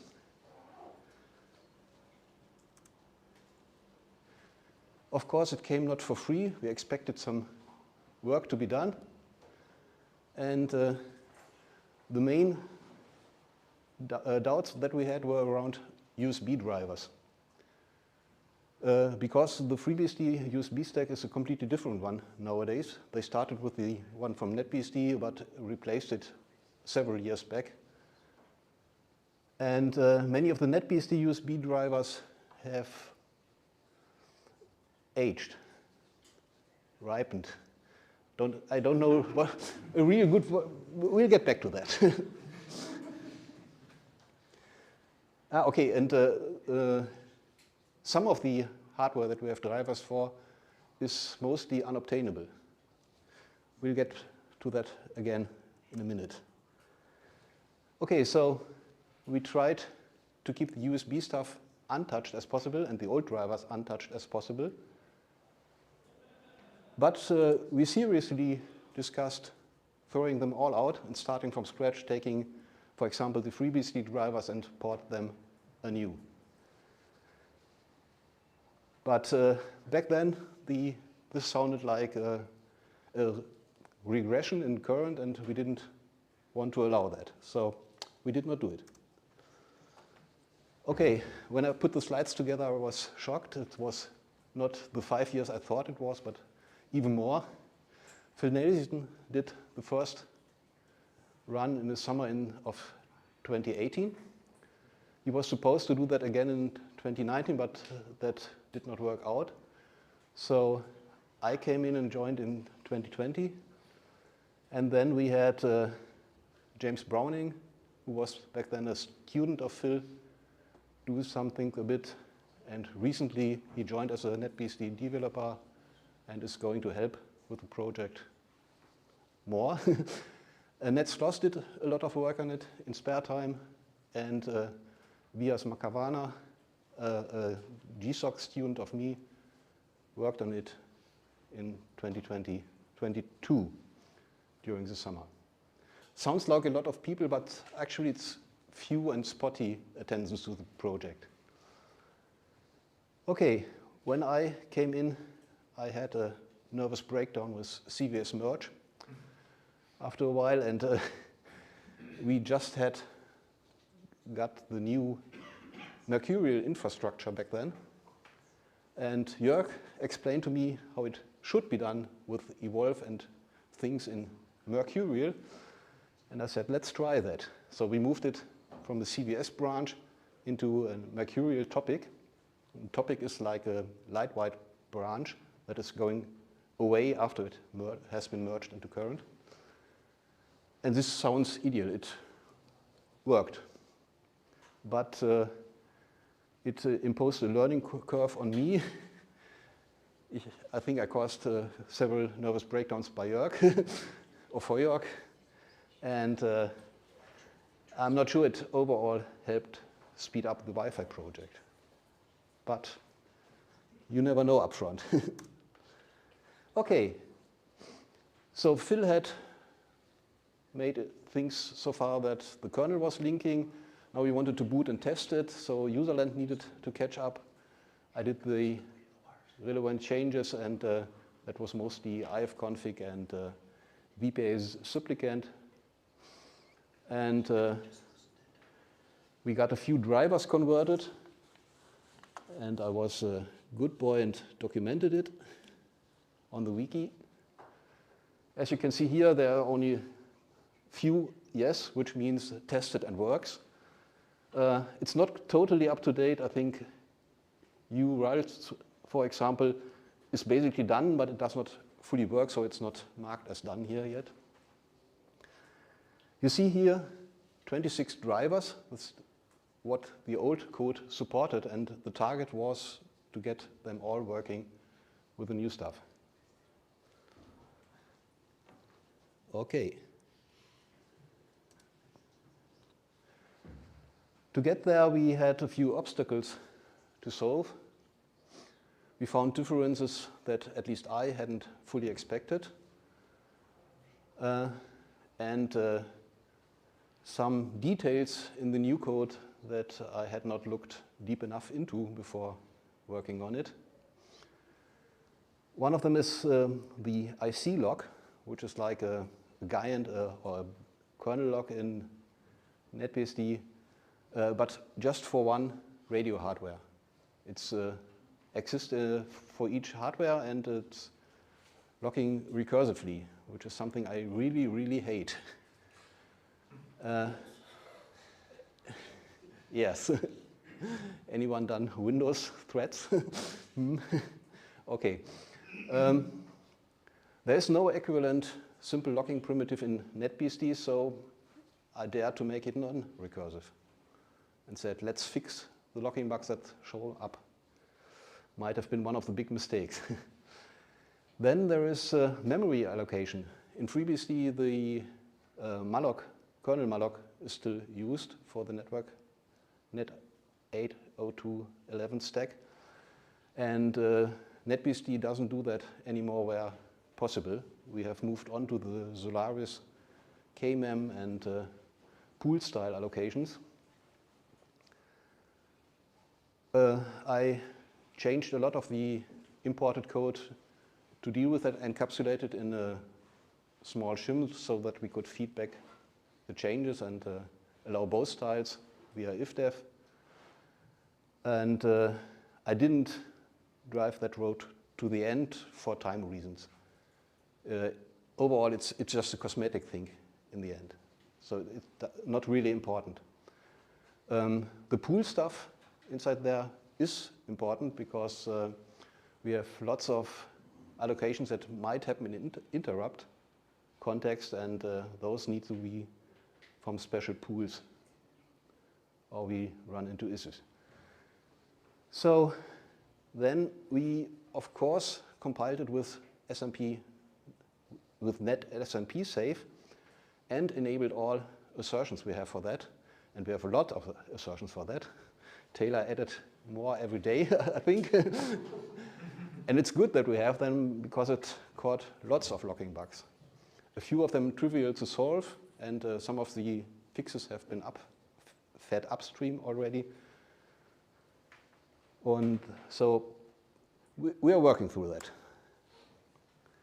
But we also have things that are caused by NetBSD things. The IO control locking is not systematic, let's put it that way. Some IO controls require the network lock to be taken, others don't allow it to be taken up front. And we have to do a table and split it up or fix it for real.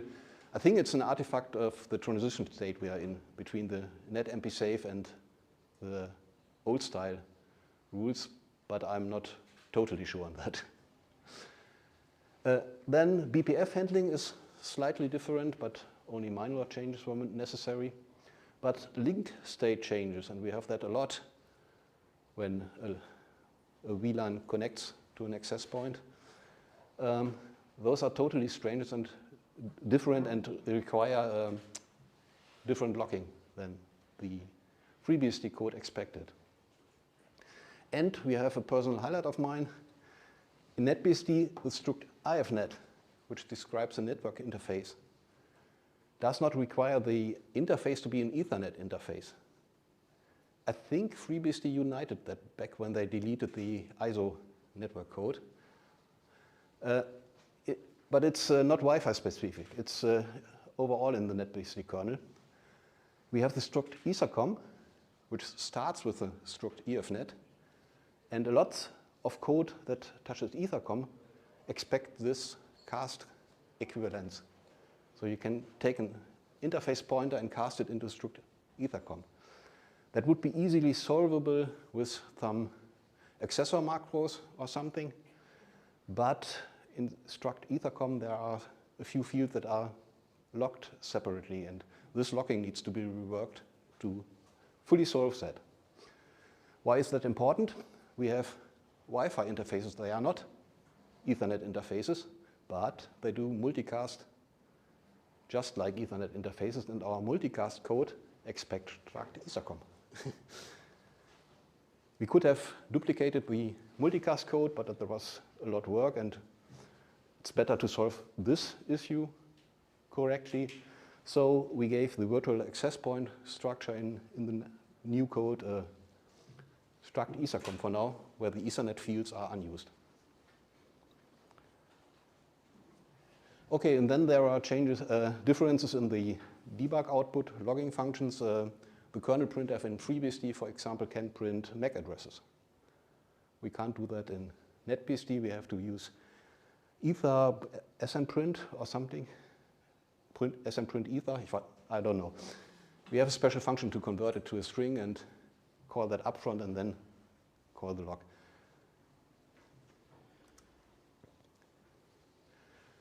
Yeah, but that was not the end. NetBSD drivers for Wi-Fi stuff sometimes work and sometimes don't. Some of them have apparently not been used in years, I think. And you saw the matrix with its 26 drivers, and there was a marker for hardware that I have now. I went on an eBay hunt for everything I could get and have managed to get most of the devices, but some come only with a full laptop, old laptop, and I didn't do that. But most of the others I got, and every time I received new hardware, I tested it with the non-converted kernel, so just the stock generic kernel. And most devices fell into two categories. Either they crashed the kernel, or they did not work. USB devices usually in the category of not crashing the kernel, but not connecting to my test network. And Cardbus and PCMSIA crashed the kernel or caused the debug assertions. It might not help that I'm using Cardbus in a SPARC 64, alternatively in a PowerPC Mac, because all int Cardbus have long gone. Yeah, the USB have random NetBSD users trying any USB hardware. They either come up with no driver recognizes the dongle, or it just does not work.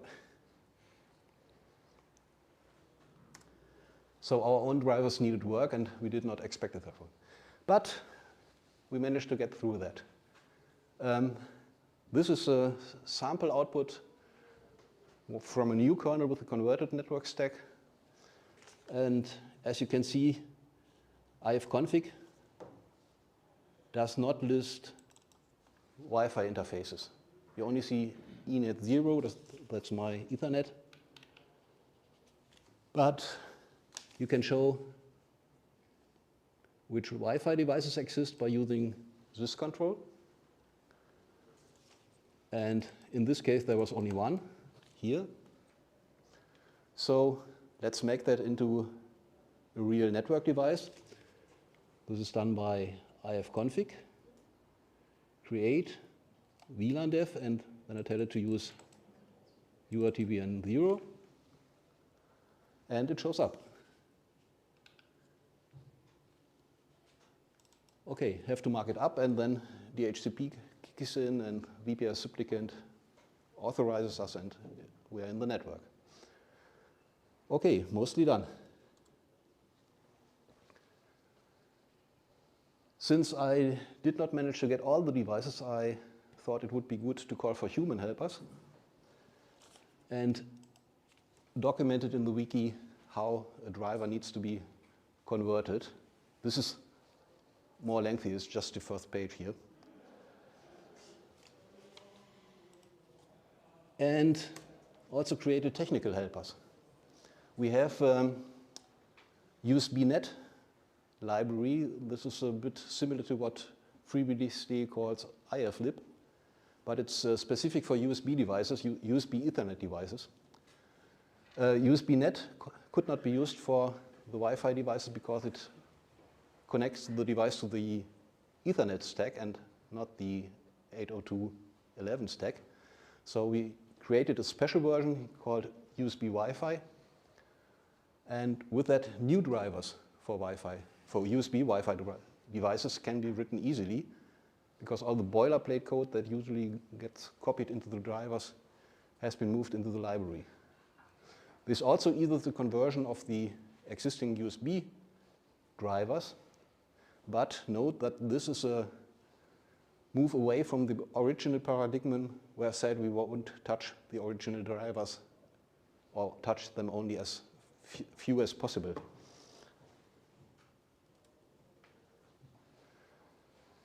Yeah, unfortunately, real-world testing did not work well.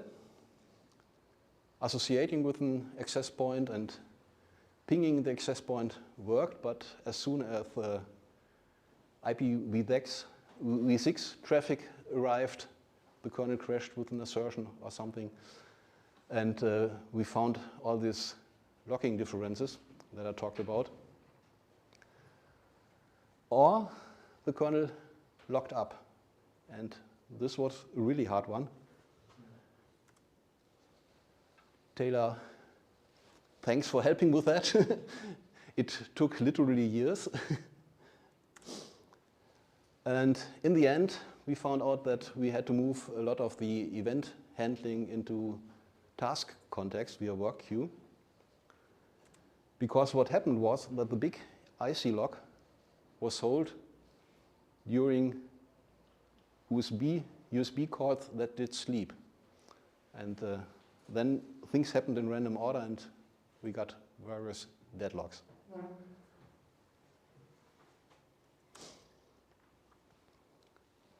This is an artifact of the IC lock being non-recursive for us, but we are not sure why it works in FreeBSD. You know why? Yes. I don't know if you want to add, or if anyone is interested in details. Probably the microphone for the audience.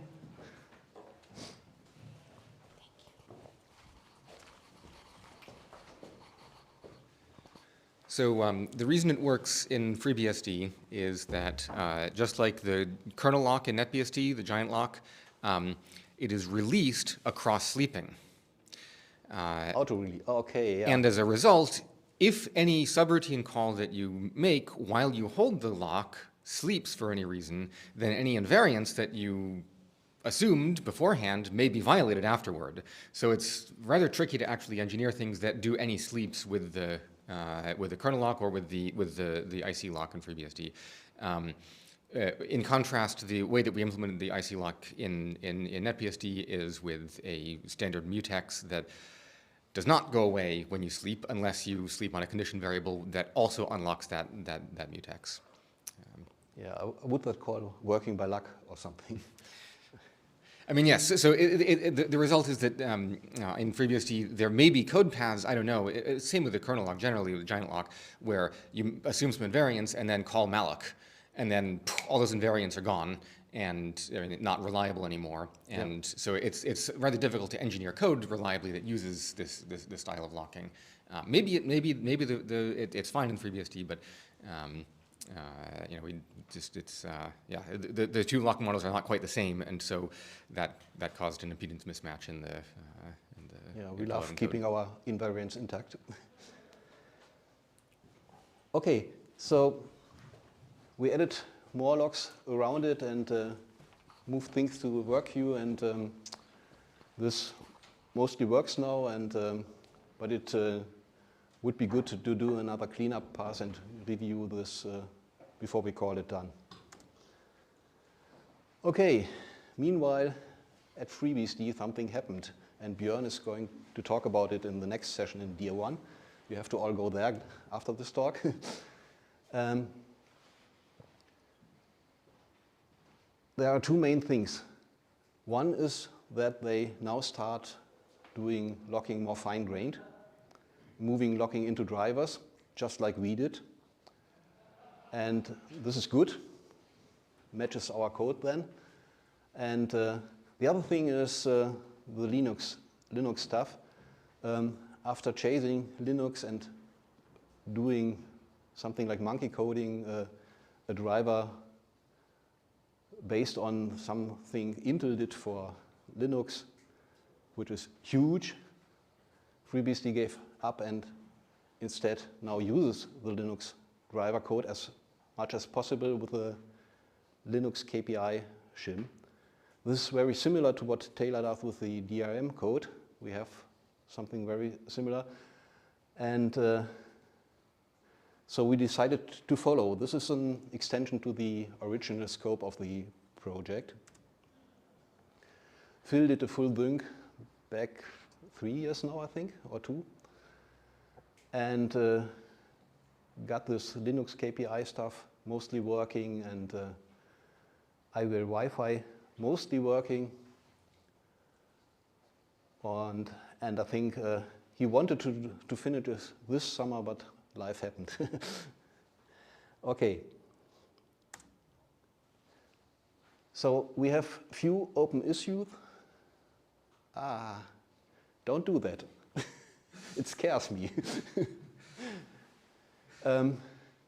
Yeah, the current code as committed in Mercurial has this if mutex owned, then do not log, else log, which is a total non-starter.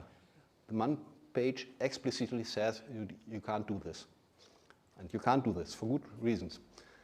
It happens in two places. One inside the IO control mess, which needs cleanup. And another case in beacon handling, where I am not sure it isn't just a sign of a logging bug elsewhere. And I haven't been able to easily reproduce it and debug it.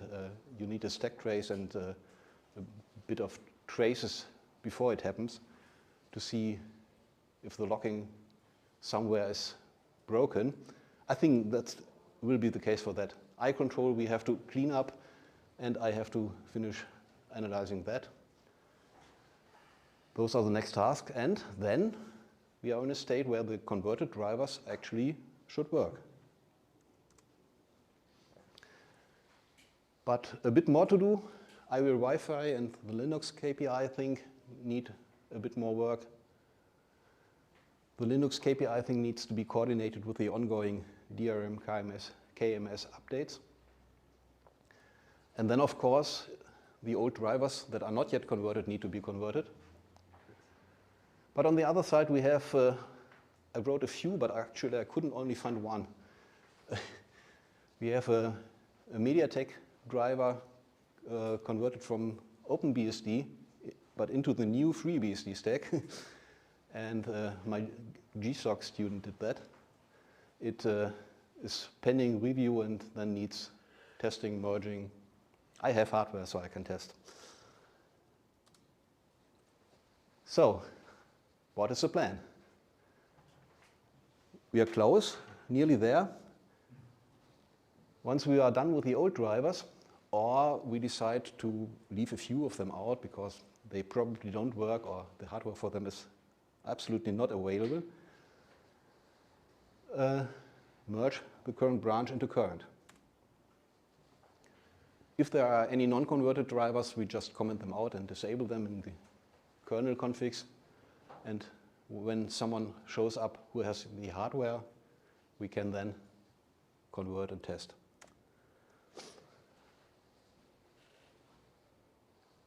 If needed, we could even branch for NetBSD 12 with some unconverted drivers, which would then be a regression in 12, but oh well. If for some reason, like it happened multiple times in the last years, this cannot be achieved within the next month, or some kind of next month,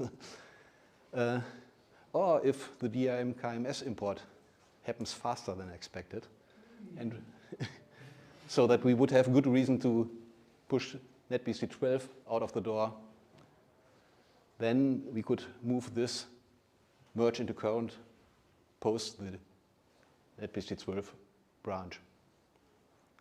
But we will try. And then everything is bright and sunny and nice. And so the idea is NetBSD 12 comes with a new Wi-Fi stack, almost all drivers converted.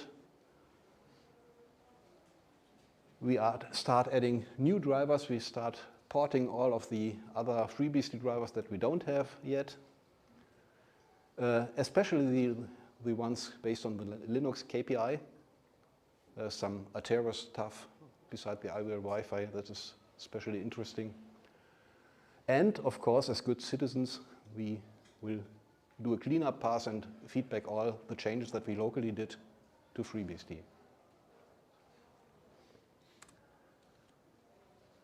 Yeah, back to history. In hindsight, the original FreeBSD code was more coarse locked as at least I expected. the state in NetBSD which we started from was far worse than I expected. And the idea to not allow regressions in current may have been a bad one. Especially since the hardware was not available and nobody would notice the regression. So what did we learn? Before we started, we had a quick look at the FreeBSD code, and there were logs all over the place. It looked good, but what we did not have a testable debug system where we could get traces and see logs generated. So our understanding was from static code reading, and that is probably not enough for this kind of project. So.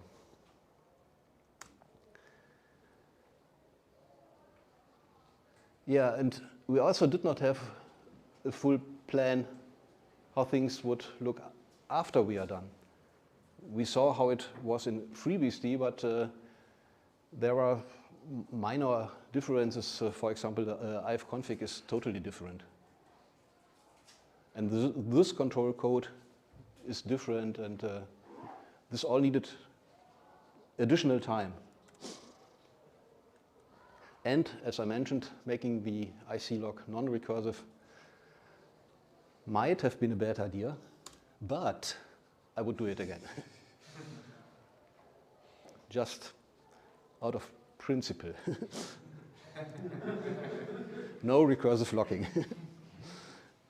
Okay, what could have been done different? We could have dropped drivers early. We really should have aimed for one short sprint and get it done in that. But for that we had to throw more developer power at it, and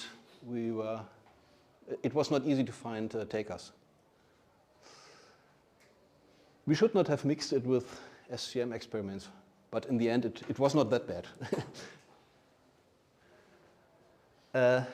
I should not have done cosmetic changes like the KMEM stuff in there, or should have done it after it all worked and not midway.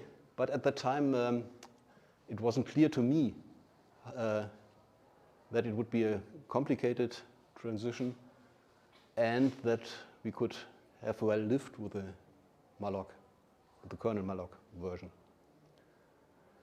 And then, when FreeBSD started doing lots of things, we maybe should have finished the old state first, start a new project over, but then we wouldn't have IVR Wi-Fi nearly ready.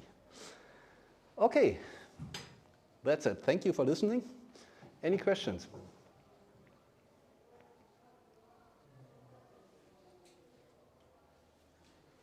There was a micro.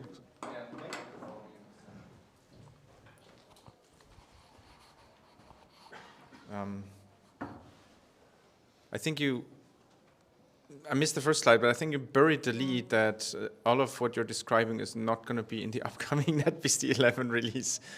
It's not going to be in 11. Exactly. No, it won't. Which I think is probably a good decision, because in NetBSD 10 we delayed it for a long time because of the DRM KMS not working right. And for 11 we did like a clean break, like no DRM, no Wi-Fi, but we're going to get a release out. No delays for 11. That's nice. I tried to actually push 11 to release candidate state before this happened, but I was stopped. No, you are right. When there are issues, you can't do that. Any other questions?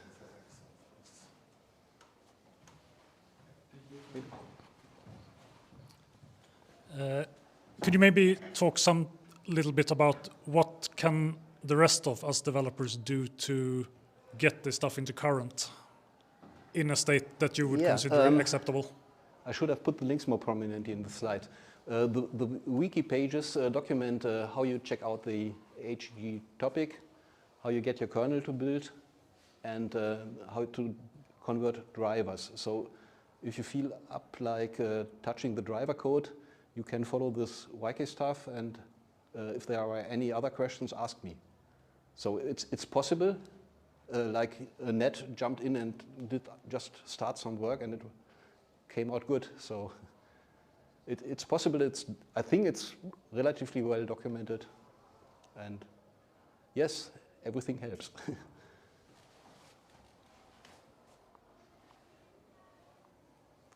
No more questions? Thank you.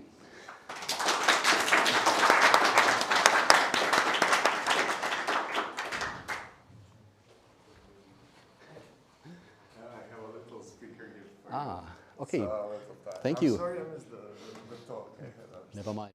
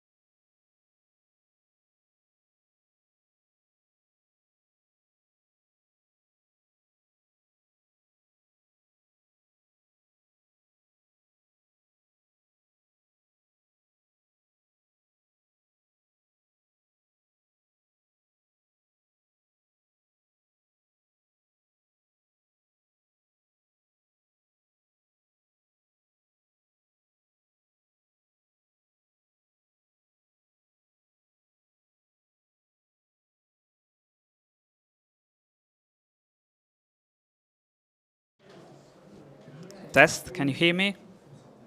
Okay. You can also take it off and plug it in. This one? Yeah. Oh.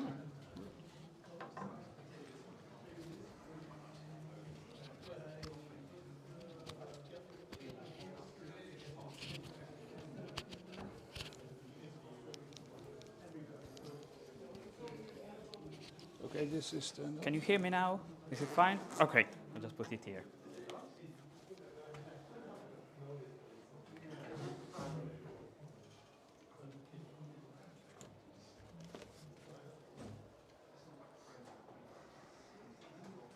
Oh, this is really nice because it shows the next slide. Yeah, that's quite useful. Also, this one is useful too. Yeah. Okay. Let's wait.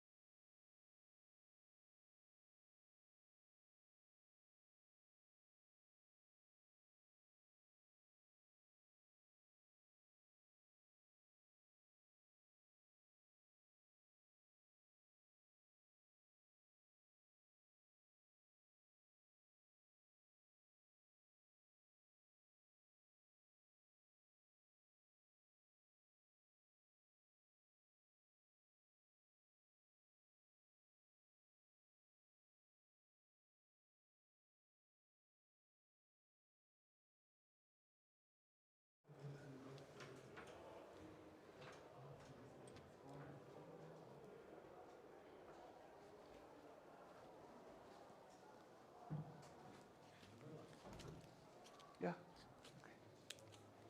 Okay. Sta ik ook nog op of niet? Nu, sta ik er nog op? Nee. Oké.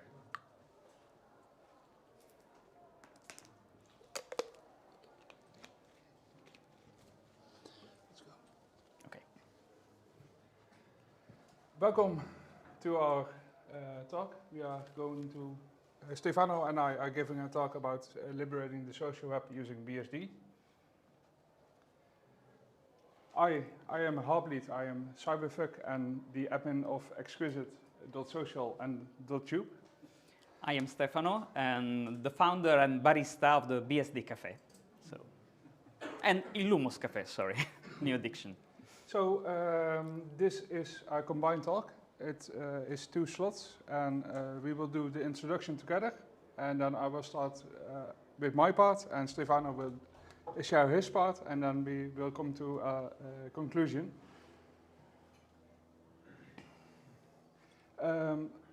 Please ask your questions after our talk because we already are short on time and there's enough opportunity after the talk and at the social event. This talk is streamed and recorded at both YouTube and PeerTube.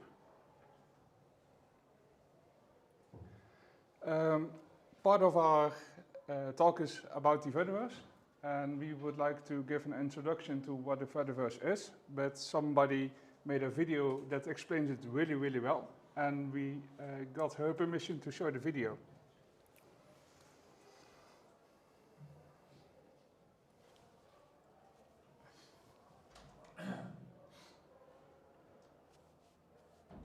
Give me 4 minutes and I will change how you see social media forever. There is a whole world of social media networks you probably never heard of, built by the people for the people. They have no algorithms. You only see posts by people you follow in the order they were published. They have no ads, no surveillance, no attention harvesting. You own your data. And here is the mind-blowing part. These networks communicate with each other. Interoperability is one of the key features of these social platforms. They're like one giant network. Imagine posting a video to YouTube and getting likes, comments, and shares by people on Instagram or Twitter. It feels like magic, but it's not magic. It's the Fediverse, a galaxy of interconnected, free, open-source social networks. You might be wondering, why haven't I heard about this before? Simple. The Fediverse was built by individuals, not wealthy corporations. So it literally has no budget for marketing. Its growth has been slow and organic, by word of mouth. Over 15 million people are already using it. I'm one of them. And even though the Fediverse isn't a secret, big tech is trying to keep it hidden. More and more people are being turned off by big tech social platforms like Instagram, Facebook, and X. They promised connection, but delivered addiction, surveillance, and manipulation. We've put up with this for 20 years. But now, the most popular social platforms are openly supporting far-right political agendas. They're laying off moderators, allowing hate speech, targeting marginalized groups, and censoring content about progressive causes. Big tech oligarchs are enabling an authoritarian, fascist regime. As a result, an increasing number of people are seeking alternatives. There has never been a better time to join the Fediverse. If you're into photos, there's PixelFed. If you're into microblogging, there's Mastodon or Akoma or GoToSocial. If you enjoyed Facebook, its Fediverse alternative is Friendica. For videos, there's PeerTube. If you want to learn more, you can start by checking out jointhefediverse.net.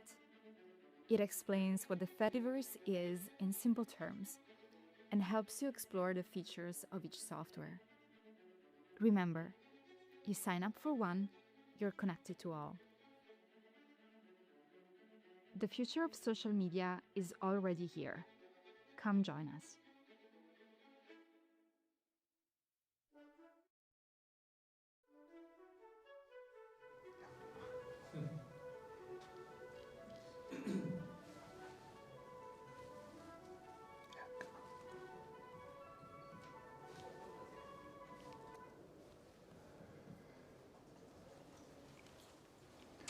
That was the video by Elena Rossini. I hope I'm not butchering that name too much. And it gives an introduction as to what the Fediverse is. I will talk to you about my instance, Exquisite, and I will cover a bit more OpenBSD than Stefano does, because Exquisite mainly runs on OpenBSD. First and foremost, a short introduction. I am Harblied, or Jeroen for short. I am the admin at Exquisite, and we both run a Mastodon server and a PeerTube instance. I'm very passionate about privacy, self-hosting, and decentralizing the web.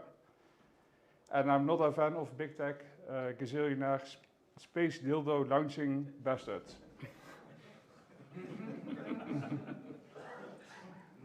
The problem with the current social web is that it's increasingly centralized. The web is owned by big tech, and social media actually is asocial media because of the fascist tendencies that are announced through algorithms on Twitter, on Facebook, and whatever.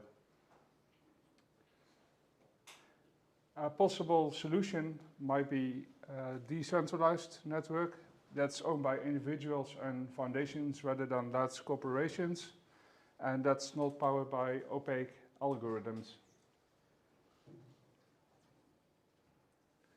One of the possible solutions is ActivityPub. It's a protocol for decentralized networking. It's the most used protocol for the Fediverse, although it's not the only one. and it's facilitating connections between servers and between servers and clients.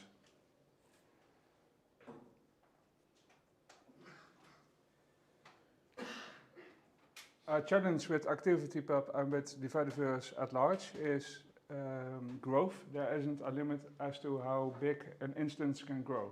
For instance, there are 5-6 million people at mastodon.social, and it doesn't put a limit on it.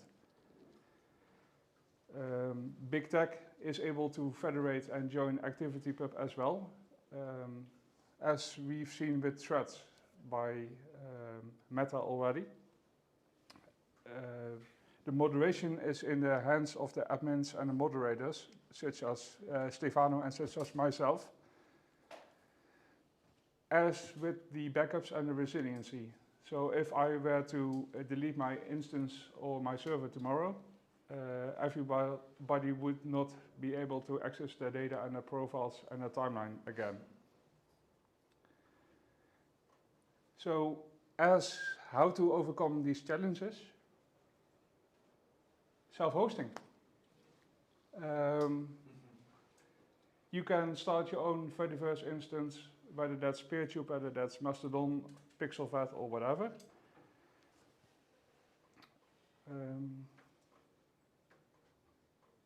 Okay. I think I mixed up some slides here. Hang on. Oh.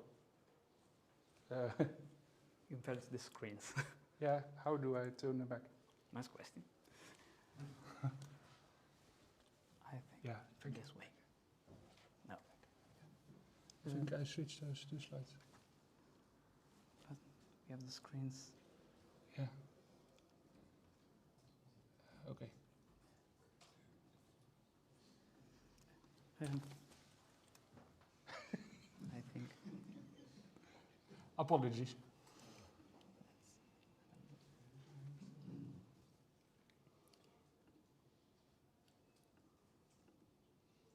If you mix up two slides, just use arrow keys instead. Yeah. Yeah, I thought I duplicated it, but I edited it this slide, and it wasn't the. No, I think it has to be done in. Here? Yeah. Oh, I don't know how. I think the icon should be there somewhere. With the mouse.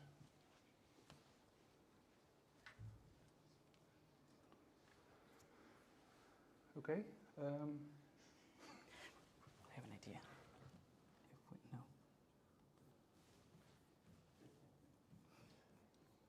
Maybe we can do this way. Ah, yeah. And then.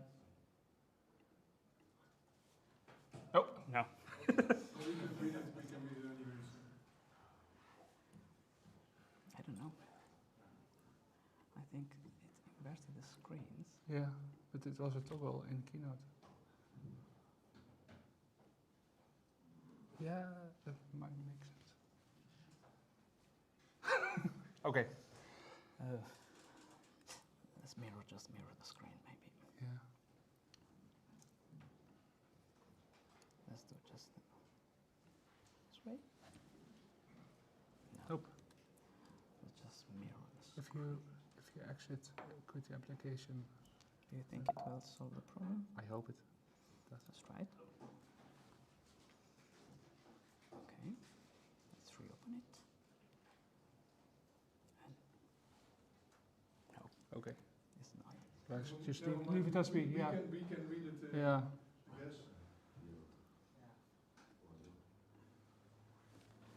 Okay. Wow. I solve problems. Thank you. Stefano to the rescue. I don't know if any of you were at Stefano's previous talk. His tagline was, "I solve problems," as he proves again.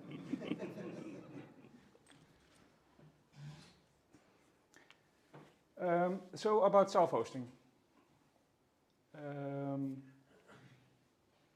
You can fix some of the issues with self-hosting because you can set your own limit on how big you want to grow your instance.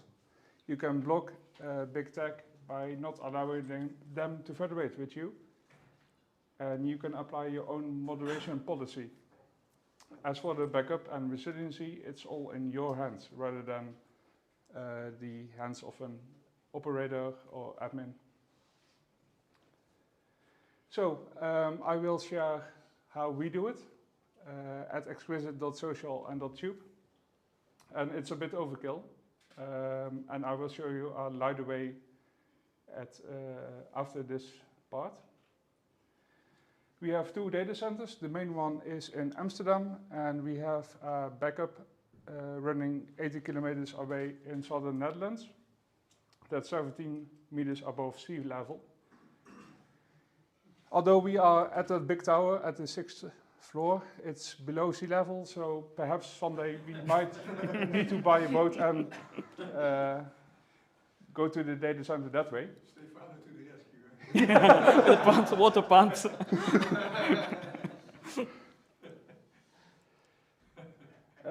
The specs of Mastodon runs as an OpenBSD VM within Beehive on HarderBSD. But Mastodon requires quite a bit of resources. Currently it has 8 cores, of which 50% is in use during the less active times. And if a bigger user or member of our instance puts out a tooth, it can go all the way up to 100%. We have 64 gigabytes of RAM appointed to that VM. The storage is just to boot up the VM. And the media itself, like photos, videos, and text, are stored at our S3 instance, and that's not with Amazon, but we use Minio.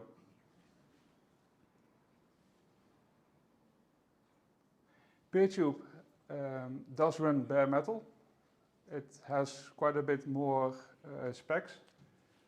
And that's not because those specs are required, but we need to be able to do transcoding, which requires a lot of CPU or GPU horsepower, depending on the use. It also shares the same storage backend as Mastodon does.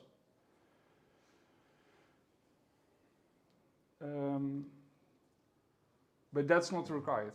You can, if you want to host your own instance, you can pick something less big, such as Snack. Snack is really lightweight. It runs on OpenBSD and on FreeBSD, and I think even on NetBSD. Yeah. Or you can use GoToSocial or the lesser known Honk. Honk is made by an OpenBSD developer. It's extremely lightweight and very minimalist. You can host it on local hardware. You can grab a Raspberry Pi or a mini PC. If you are hosting others, please take into account that you are providing their home. So, meaning you should make backups, you should have policies in place that state whenever you want to quit, how long they have to migrate to another instance, or how long they have to export their data. If this feels all a bit scary, you can start out by joining an existing instance and talking to the administrators or the moderators and see how they do it, and to which challenges they come up. Be the change you want to be. Be the change you want to see, sorry. Thank you. This concludes part 1.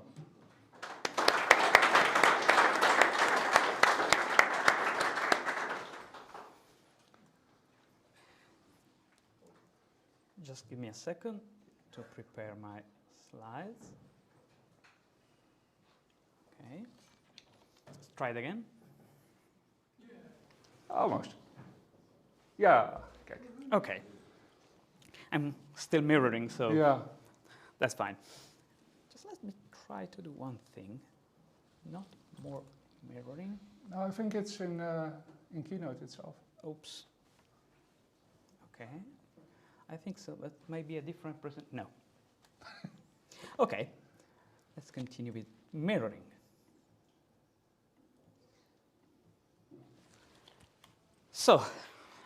that's the second part. As already told you, I'm Stefano. I'm your barista, because I'm the founder and current barista, that is administrator, of the BSD Cafe. And the BSD Cafe is a virtual community of BSD enthusiasts passionate about technology, centered on the BSDs, of course, but not only. We're an open group, and we just want to share the passion and the positivity that the entire open source and technological world bring into our lives. So the main idea of the BSD Cafe is to have people that come to join something that we have in common, a passion that we have in common. So that's the spirit of the BSD Cafe. And because of this, I've recently founded the Illumos Cafe, which has same coffee, same spirit, just different operating systems. And what I have noticed, especially yesterday at the Beehive conference, is that those two families of operating systems, so the BSDs and Illumos operating systems, have much more in common than I expected. That is, trying to do the things in the right way, not in the way that sells more, not in the way that the market wants, but let's do it this way, because this is the right way to do it. And that's my idea of how an operating system should be working. As you can guess, I'm passionate about technology, I'm passionate about computing, and there's been a preview some minutes ago, quoting my previous presentation last year in Dublin and last summer in Ottawa, I solve problems, which was the mantra of my previous presentation. That is something like, I like to solve problems using the tools I like, the technologies I like, not just the typical, you should do it in this way because this is the way to do it. That's boring. So, this is me. And I founded the BSD Cafe. The idea of the BSD Cafe came in early 2022, to be honest. But as often happens, I decided to think about it a lot. Because when you launch something that will affect others, you need to be sure that you want to do it. You cannot just launch services and say, oh, well, now I'm tired, 6 months have passed, go. That would not be correct towards your friends and the people joining your services. So after careful reasoning with my wife about the spirit, the idea we wanted to give to this community, we decided that the best handle we could find was cafe. Because the base spirit is not the typical cafe you can find all around the world, but the old-style Italian bar. We, in Italy, the cafe are called bar. And it has a different spirit compared to the typical world cafe. Because the bar is not just a place you go to open your laptop, plug the power outlet and start working while drinking coffee. But it's a place of social aggregation. It's a place where you meet others, where you talk to the barista or to the other people joining. You go there because you want to feel fine, because you want to have a good time there. So that was the idea I had for the BSD Cafe.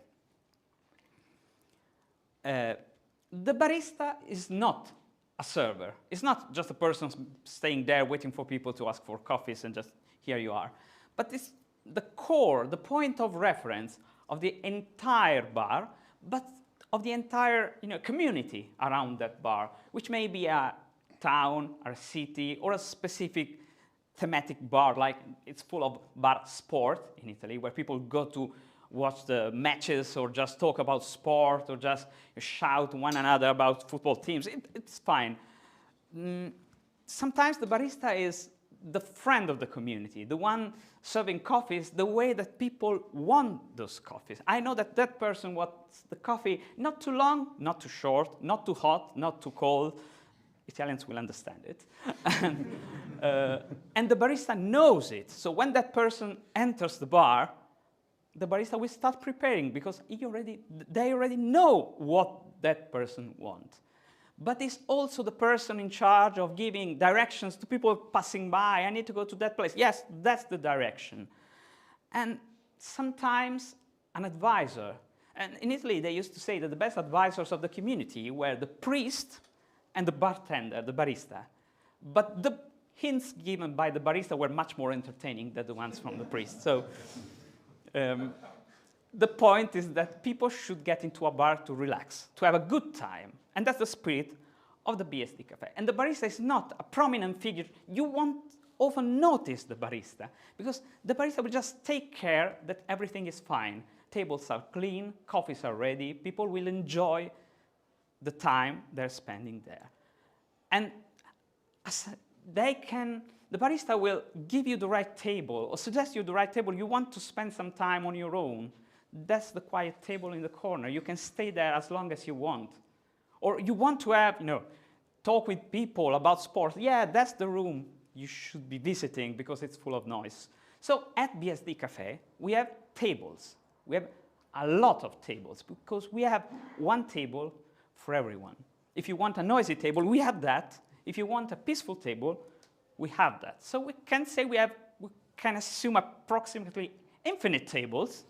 So maybe instead of BSD Cafe, we could call it something like a Turing Cafe. But the point is that the spirit is to create a serene, open, friendly, positive, and welcoming environment. Because the BSDs are great operating systems, and people are just unaware of them. People just ignore them because, yeah, Linux is fine, but the BSDs can do much for people that are just considering Linux. But people don't know. They just try maybe installing one of the BSDs. Things are different, clearly, but the problem is that they're not so different. So people just start with Linux systems. They won't work. People just will say, the BSDs are not working. No, they're just different. But that's the point. If they have a place to go where people will just encourage them, help them, suggest them the right documentation to look at, people maybe are more pushed to go on with those BSDs. And this is what's happening daily at BSD Cafe. And I, myself, didn't expect all of this. So I'm the first to be surprised of what's happening there. And one of the points of the BSD Cafe is the freedom of participation. We do not ask people to be noisy, participate. You can just subscribe, lurk everything, read the messages, read the tutorials, read whatever you want. Or you can post about your passions. We're fine. The most important thing is that you are comfortable. Your comfort zone is the BSD Cafe when you are there. So you can choose your table. And going on with the similarities of the Italian bars that will make you understand the real spirit of the place, in Italy they say that I'm going to the bar to find the amici del bar, which is bar friends, which is something like regulars, but not exactly. Those are real friends that do not need to say, let's see at the bar at 7, at 19, at 11. You just know that if you go there, you will find your amici del bar. And if they are there, it's because they want to stay with you. So I tend to consider, while I will say users from time to time during this presentation, it's because of my job. So I will say users, but we do not have users at BSD Cafe. We just have amici del bar, bar friends. So that's the point. And of course, this is a themed bar, and the theme is, of course, the BSDs. So what's the main philosophy behind the BSD Cafe? We are for, not against. We are supporters, not haters. We are builders, not destroyers.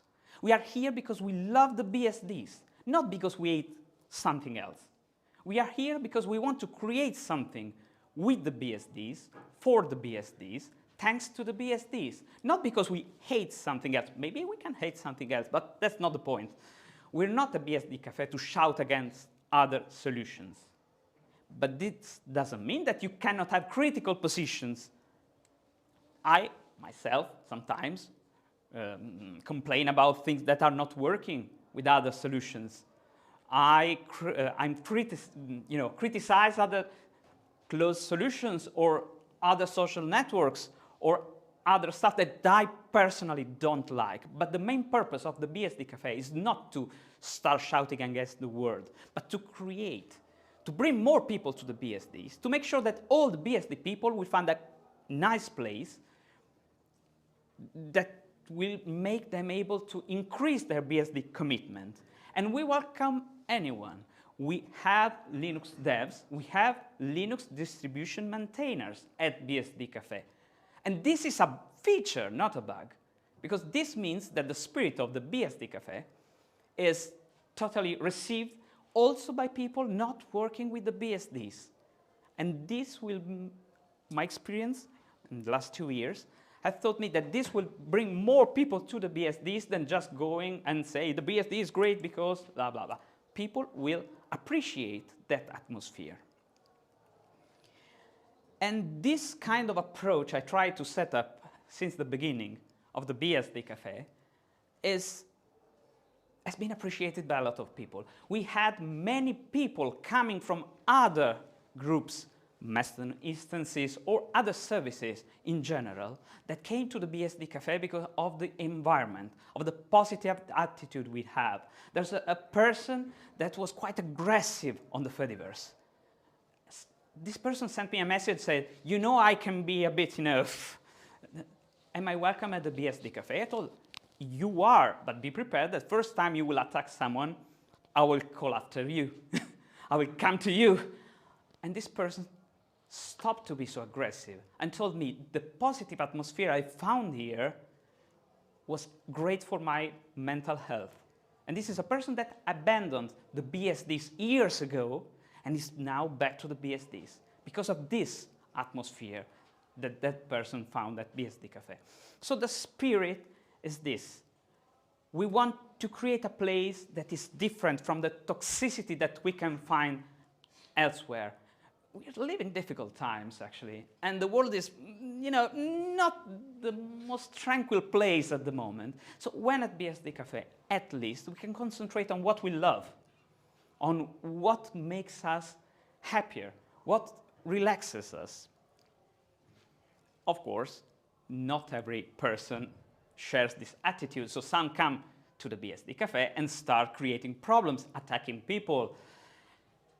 I'm sorry, but the tables are over for people like those, so I will need to bring them politely to the door.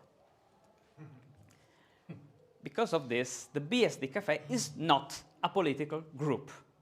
It's not a place where we are taking strong political stances. And there's one specific reason for this. We are here for the BSDs. We are here for the technology, the operating systems. And this doesn't mean that we cannot talk about politics or the political implications of technology. It's part of our lives, actually. But people should not join the BSD Cafe just to make politics, because it's out of topic. It's creating something that is not totally aligned of the idea of the relaxing place.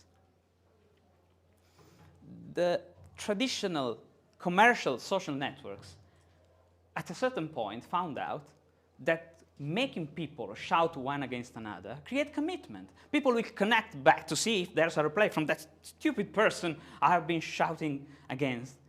And this means revenue, advertising, more data to collect. So they're pushing this just because they're getting more money from your rage, from your anger. We reject this at BSD Cafe. The point is, you're coming here because you want to spend good time here. Maybe you can have an argument with another friend or other people around the Fediverse or other services. That's not the point. But the point is not, you're not coming here just to shout against others. We are here to build a community. We are to build something for our operating systems, not to destroy others. We love Unix. We don't hate other operating systems, or if we do, but we're not here because we hate them. We are here because we love our operating systems. And the BSD Cafe would not be, correct if it wasn't powered by the BSDs. So one of the things that BSD Cafe wants to demonstrate is that we can have professional, stable, reliable services, even complex stacks like Mastodon, running on the BSDs. And my friend, just showed you how they're doing that on OpenBSD. And OpenBSD is a great operating system, secure, stable, but optimizing everything sometimes can require some effort. So, chapeau. But all the BSDs are able to run those stacks. And while the BSD Cafe is mostly based on FreeBSD, we also have OpenBSD and NetBSD there. And the fact that the FreeBSD is prominent is because of several reasons, jails, ZFS, Beehive, and so on. But the plan is to increase the use of the other BSDs because there's no reason to just stay mainly on FreeBSD. My idea would be a nice separation of services using the correct BSD, the most suiting BSD for that specific service. So we don't need those complicated Kubernetes stacks to run the BSD Cafe. Everything is quite straightforward, and it should be running from my garage. What does it mean? Not that it's a hobby project. I'm a professional. I'm doing it as my daily job. I've been doing it for almost 30 years, so that's not the point. But the point is that it should be sufficiently resilient that I should be able to run all the services using my own hardware inside my garage. And we don't need to depend on other closed solutions, cloud solutions, call it how you want to, or external providers. We should be able to do everything using our own servers. Because one of the things that you have heard already in the previous part from my friend is own your data. The most important part in the modern world is keep the ownership of your data. We're losing the control of our data. It's, put it in the cloud. It's more convenient. You just drag and drop. You don't have to care about file systems or disk sizes or I/O per seconds or things like those. Of course, you can do that. In some circumstances, that could be the best solution, but it's usually not. So own your data. And self-hosting at BSD Cafe is the key. We are promoting self-hosting. And that's it. If you look at it from a specific perspective, it's a problem. People join the BSD Cafe, people start learning about the BSDs, people get passionate about the BSDs, people start self-hosting. We lose a user. We lose a number in the counter of our users. But actually, we won. Because the purpose is not to have a number that increases. Nobody's making money out of this. But that person has been able to use the BSDs to self-host their data, to have their own ownership of their own internet presence. And that's one of the points. It's the spirit that makes us a community, not just a handle. I don't mind if you are at BSD Cafe or anything else. If you are BSD Cafe friend, you can have any handle. You're welcome. So the infrastructure should be running from my garage. This means that should be easy to manage. I'll go more into this later, but the most important VM at BSD Cafe has been migrated in the last 2 years several times, and for some specific times or necessities, it's been running from a mini PC on my desk. Nobody ever noticed it, because the structure of the BSD Cafe has been created to be able to move that specific VM from one host to another. Of course, it's Beehive, we do not have live migration, but in the time of a reboot, we can just ZFS send and receive. We can just send and receive just the difference. And in the time of a reboot, have this virtual machine running somewhere else. And I'll explain you how.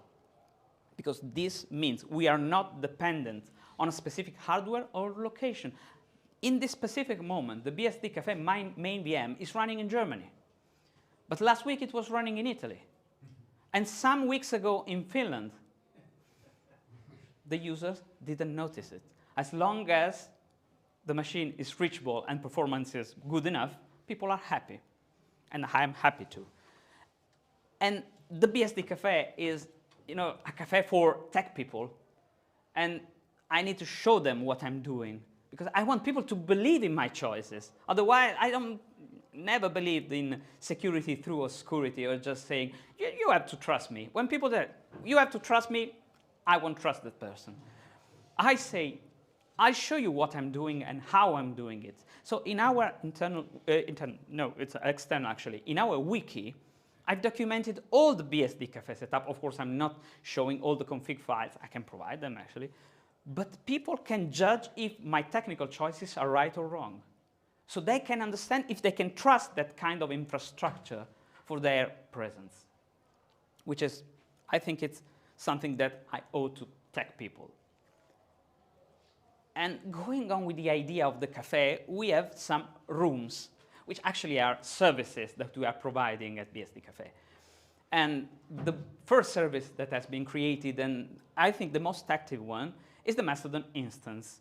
I consider it like the heart of the BSD Cafe, and it's where people start talking, introducing, making acquaintance one another, sharing their passions, pictures of their cats, pictures of the sea, pictures of their, you know, flowers in the garden.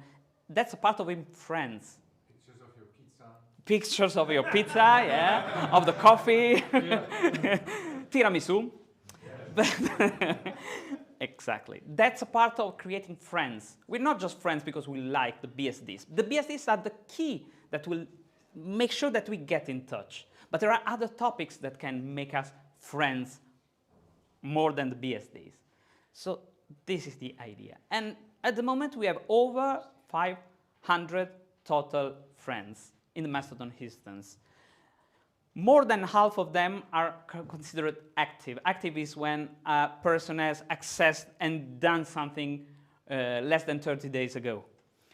Some persons are accessing and maybe not posting or anything, just waiting for notifications. They're not considered active if they're just online and waiting for notifications. But let's consider those as raw numbers. And the Mastodon instance is the most common and appreciated Fediverse. People are helping with this. We have brew.bsdcafe, which is a Forgeo instance Git. We're providing Git space to our friends, and I consider it like, you know, the garage where people just have the tools and build stuff, both for the BSD Cafe, but not only.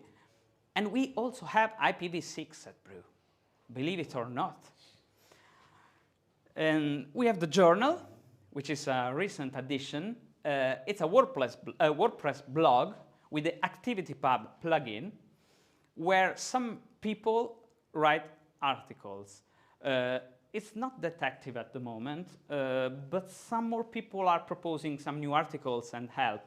And the target is create high quality contents, not only about the BSDs, but mainly BSD based. And those persons will create those content, and those contents, the ones that have been created, have been appreciated, because high quality contents in a world dominated by contents created by AI, so sometimes approximate or wrong, are still appreciated. We have PeerTube server, but I consider it experimental as it needs a lot of space, and they have a lot of space at Exquisite, so it's more or less there. And we have more services that will come. We have some services that we are experimenting at the moment, others that will come later that have been proposed by friends of the BSD Cafe, because people can propose services, and we can evaluate if we should be adding or not. But all the services that will come will follow the same idea of the BSD Cafe, the possibility to self-host those services, because those services should always follow that philosophy of being able to run from my garage. So they will be not in the cloud, because I almost told you that, but the BSD Cafe is not cloud ready. And it's by design. We don't need the cloud for that. There are several definitions of the cloud, as it's a commercial term actually. But what's the point? The cloud is okay for those workloads that maybe will expand indefinitely. But it's not the BSD Cafe. We don't want to be serverless. We love our servers. So why should we get rid of them? We want to manage our servers. We want to see how those servers are doing, what they are doing, how they're behaving. You want to pet them occasionally. Occasionally I do, yeah. Maybe a ping, just a ping, yeah. And it's a BSD conference, so let's go to the BSD part. I've already gave you a small preview about this, but the BSD Cafe is mainly composed by two fundamental VMs. The first one is called BSD Cafe VM. I know I'm terrible for names, but it works. This is the original BSD Cafe VM. It's a 3.29 euros per month VPS at Hetzner in Finland. And it is the primary endpoint. This VM will, of course, it runs the Nginx reverse proxy. So it's getting all the connections to the BSD Cafe. It's hosting the NS2, the secondary name server. We're also hosting our own name servers, authoritative name servers at BSD Cafe. It's the machine holding and routing all the traffic for the BSD Cafe. It has a single public IPv4 address, so all the services will just be netted out from this machine. And it has a /64 IPv6 class that I split into a series of /72, so I can assign those /72 to the specific jails that will need to connect to the outside world using IPv6. So, for example, the Mastodon instance, or the mail server, or the other services that we have. We also have a secondary Mastodon instance installation here, but more about this later. The main BSD Cafe VM is called BC01, BSD Cafe 01, yes, I know. It's a Beehive VM on FreeBSD. It's running on a physical host I'm controlling. It's a list server, actually, but I'm controlling the host. And this has no public IP. This virtual machine isn't directly reachable using the public IP of the host. And this is by design. The point is, this VM will connect to the BSD Cafe VM using WireGuard. So it doesn't matter where this virtual machine is. The only thing that matters is that this VM will be able to reach the BSD Cafe VM. So the BSD Cafe VM will then, using WireGuard, route packets to that specific VM, using the reverse proxy, just direct packages to the correct jail. And this virtual machine isn't aware of the outside world. It will just need a connection to reach the BSD Cafe VM. This is the reason why I was able to move it from my desk to Finland, to Germany, because I don't need to change anything. I just need to connect to the outside world using a simple net, maybe. We also have a media jail, and this is on an external server. It's an OVH server in Poland, because Mastodon will download and reprocess all the media that finds in its way. And this is for a specific purpose. First of all, media could hide something evil, some problems, could hide some malicious code. So reprocessing them, the server makes sure that the clients will always get a clean file, a reprocessed one. And the second is because of the privacy. When the local media, BSD Cafe media jail reprocesses and stores those media files, the BSD Cafe friends will never reach the originating instance, but just the BSD Cafe one. So their IP addresses will never be disclosed to other instances. They will just connect to the BSD Cafe. The problem is that this jail is huge. So I had to put it into a spinning RAS disk server, and this server has a small outbound bandwidth. It's 250 megabits per second. So when a BSD Cafe user posts a picture or a video, all the other instances, and there are many of them around, will connect to the BSD Cafe to download and reprocess them. And 250 megabits per second can be quite, low for this. So I decided to create some CDN nodes. I call them the poor man's CDNs, but they work, using physical hosts or VMs that I already have and use around the Europe and US. And those CDN nodes will run varnish, so they will connect to the original media jail, download the media file, and then keep cached.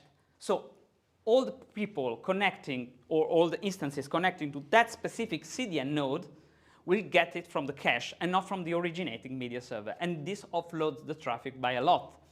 And having the control of the name servers allows us to direct the other instance or the user to the nearest node of the CDN. So we can also have some sort of geo-replication of the data, or at least of the running current data set. And this helps, because all those CDN nodes will just download the media once and keep in memory for a long time. Even in the case it will just get evicted from the memory, it can be re-downloaded, but just once, not thousands of times. We also have another service, internal service, which is NS1. It's running on a small €1 per month VPS. It's not running just NS1. It's one of those VPSs that I'm using for other stuff. And status.bsd.cafe, which is running on another VPS too. And the purpose of this status is just to show people the status of the services and inform people about planned downtimes or problems in case problems should arise. It would not make sense to just give people a status page on the same server where the services are. So that's what we're doing. But there is something that we should care about. Yeah. It's backups. We're keeping people's data here, and people trust the BSD Cafe. So I want to make sure that people will have a reasonable level of security and of reliability of their data. So our backup strategy is more or less this. It's mainly based by ZFS snapshots. Those snapshots are great. We can use reliable, it's efficient. And I use it both for snapshots and remote ones. We have some local snapshots. And the local snapshots, I consider them, it's not a backup actually, it's just a way to, in case, I like to think that when you spill the coffee and you just get your napkin and just try to remove the stain as if you do it fast. And they're performed this way. I have it's not a cron job, it's a Jenkins job. So I am informed if something is not going as expected. And this will send to the space I have on the backup server and the load I have on the server. So it's currently 30 minutes, if I'm not wrong. And this will replicate all the data, all the database. And this is something I like. Of course, the external host is in another country, another data center, because having a backup in the same data center doesn't make sense. In March 2021, when the OVH data center in Strasbourg went to the clouds, physically, I had 142 servers there. But the backups were external. And by lunchtime, everything was back online, thanks to, luckily, a good and working backup procedure. But some people didn't. They had backups, but in the same data center, using maybe those storage boxes that they provide, and they felt safe. They weren't actually. So it's important that the backup is always in another place. But I'm old style. My hair is gray, so I like to touch my data. I want to know where the data is. So I have also daily backups to a physical server that is 1 meter away from my desk. So I know I can just get the disk and have all the data I needed. And those disks are encrypted using Jelly on FreeBSD. Not the data sets, but the entire disks. So in case of theft, should those disks be stolen, they're absolutely trash, or just empty disks for the people stealing them. That way, I can sleep better at night. And there's another level of backup. In the current position of the BC01, the main BSD Café VM, the host is performing backups external to another data center every 15 minutes. So the entire Beehive image file is backed up every 15 minutes to an external another data center. So to lose the BSD Café data, there should be a series of unfortunate events that, you know, let's hope nothing bad will happen. And because of this, I've started since the beginning to separate services as much as possible. That's the same reason why I told you 39 jails for Fedimeteo. I love separation. I'm performing some tests. I've published something last week on my, or 2 weeks ago, on my blog about the overhead of the jails or Illumos zones. And I found it's not low. It's absolutely near to zero. Nowadays, we have efficiency with jails or zones. So efficient, they are so efficient that separating services will not bring any visible or measurable overhead. So separating services is primary. And that's why I decided to separate the services this way. For example, the Mastodon instance, we have one jail with the Mastodon software with all its dependencies. And there are a lot of them, Ruby and so. Another jail, it's KDB, it's Redis. There's been a moment where Redis decided to change the license and software, so I switched to KDB. Actually, I chose KDB because I hoped to be able to do something, but I wasn't able to do it, but it's doing fine. And another jail for KDB just for timeline caches, because we don't need to save on this the timeline caches that can be recreated in a matter of seconds. So I'm separating those two KDB Redis, let's call them how you like, installations. Another jail for the Postgres database. So it's separated from the other jails. And there's another jail, the fifth one, which actually is similar to the first one, but it's on the small VPS at Etzner. It's working just giving a hand to the Mastodon instance when the queues are full, or when I'm upgrading services. I just stop one, upgrade that one, stop the second one, upgrade that one. Users won't notice any downtime. Sometimes users, I've just upgraded in the announcement channel. How did you do it? I was connected, I didn't see anything. You're not supposed to see anything. If you did, that's my fault. So something was wrong. And we also have some common service jails. We don't trust external DNS servers. So we're using Unbound to just pull the root name servers. And we have some Unbound servers jails on our VPSs. We have the dedicated I wrote relay. Actually, it's a full mail server. It can also send mails, but let's call it relay as it will send mails for the jails. So the structure is mainly based on FreeBSD, but those CDN nodes are based on FreeBSD, OpenBSD, NetBSD. They change. From time to time, I switch from one another. Sometimes they're on OpenBSD Amsterdam. Other times, they're on Netcup, Hetzner, OVH, my home, my neighbors, for example. But the point is, I'm switching them. So that's the fun part. Managing all this at the technical level is the fun part. I have fun doing this. Think what you want about me. But I think it's for you too, if you're here. So that's my role as barista. That's why I consider myself a barista. I'm just managing all this. But I'm just managing all this. If you're managing services just for yourself, that's fine. But if you're managing a social network that wants to gather people, to bring people in, to attract people, to make them aware of the BSDs, make sure that the passion about the BSDs we have will be transmitted to them in an empty bar, is useless. So it's a privilege to be a barista. It's an honor, but it's thanks to the BSD community that this may happen. Because when people come, they cannot just look at me. They will start searching for the documentation, and the documentation is great.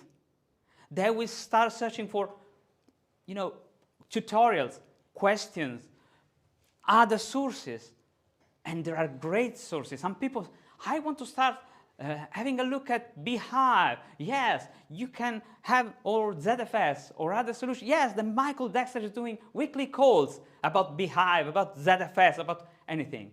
And some joined because they were interested in that. So there are great BSD people doing great things, but the world is not aware of it. We're not noisy. From time to time, we are here, we know each other, we know how great all of us are in our specific field of competence. But outside, there are the YouTubers. There are the influencers. I'm not sure if any of you is an influencer, if any of you has a TikTok channel with millions of viewers, but I am not. So what I'm trying to do is to bring the spirit and let the BSD community do the rest. And the BSD community is doing great at BSD Cafe. But from time to time, problems arise. And problems always come when you don't expect them, or from where you don't expect them. And I'm quoting my previous presentation. The problem is often, the main challenge is often more ideological than technical. Yes, I have problems with Lemmy. I'm not sure if I can go on with that. Lemmy is harvesting every media it sees, and will continue to download all the media, and will never delete anything. Even if the person deletes the media, they will be there, and that's a problem. And it's hard to upgrade on FreeBSD, so I'm not sure I'll be able to go on like this, but this is another thing. The most complex part is a community is made of humans, and moderation is one of the most difficult roles of the barista. The philosophy is always clear and should be clear to everyone joining the BSD Cafe. We are for, not against. We are supporters, not haters. And we are builders, not destroyers. But the problem is that this is much different from the typical social network engagement policy. And this is why my moderation line is, let's not censor immediately controversial topics. Of course, you cannot attack people. I don't want you to, push solutions that should not be pushed, that are against people, against human beings, against a freedom, against open source. But sometimes I found that this is healthier than banning on site. The problem is that the approach isn't always popular. And some people from time to time jump up and say, why did you just truncate that discussion? Why didn't you ban that user that started talking about something that should not be said here? This is hard. And I have some experience. I was a FidoNet moderator in the mid-90s. I had moderating duties on an quite busy FidoNet area. I was a teenager at the time. I'm not sure I could be a moderator being a teenager, but nobody ever asked my age, so should be fine. And I found that patience, from time to time, is better than just jumping to people and shouting. And there's recently been a specific situation of a person coming, one of the users, one of the friends of the BSD Cafe, starting to push a controversial software solution that many of us don't like. I don't like it personally for a series of reasons, but I didn't feel like truncating the topic. And other BSD friends started to explain this person that this is not a good idea to use that solution because there are specific things behind the project that are against our values. This person didn't immediately understand it, so started saying, but why? But it seems to be working, but it's technically working. But then someone pointed this person to a specific thread, to a specific part of the documentation, and this person said, thank you, today I learned something new. If I had closed this discussion, saying, we don't talk about this here, this person would have radicalized in the opposite side, saying, we censored him. This person now is more tied to the BSD community than he was before, because the BSD community just helped this person to understand why that solution was bad. And that's my line. But it's not that, sometimes I receive some critics about this. And I've also been criticized in moderation of promoting toxic positivity. Toxic positivity is, we're just pretending the world is a beautiful place, we're just here for the good things. We are avoiding accepting that there are problems, so people suffering will not be welcome because they're suffering, and we don't want suffering people here. That made me sad, and my friend knows because we had some exchanges about this. This is a fundamental misunderstanding of the spirit. It's the exact opposite. People that are suffering, people that are facing problems, living terrible dramas in their lives can get to the BSD Cafe and at least have some good time here. They can relax. They can stop thinking about all the big problems they have in their lives and maybe find the energy to fight for their problems. And I'm not saying this because I think this. I'm saying this because people wrote me about this. I received lots of messages from people having problems, sometimes under the bombs, in countries in war saying, thank you for the BSD Cafe. I'm here in the shelter, but while I'm here, I can at least concentrate on my beloved BSDs and read the news with people, with friends of the BSDs that are making my life a bit better. This person is suffering enough. We don't need to create more suffering. Just remember, you are suffering. No. Let's try to make a better environment for this person. And if you need any help, the BSD Cafe people are here to help you with the BSDs, or just to cheer you up, sending you a picture of a cat, a tiramisu, a pizza, a train, or anything else. But we are here to make your life better, not to remind you that you are suffering. That's the point. You are not defined by your suffering. You are a BSD friend, a BSD Cafe friend. You can be suffering, you can be happy, you can transmit something to others, or just stay there and learn. You're welcome. And I was already ahead. We're concentrating on what unites, what makes us friends, not enemies. And that's the point at BSD Cafe. I found that saying people, look, they ask for, how do I do a WireGuard server on FreeBSD?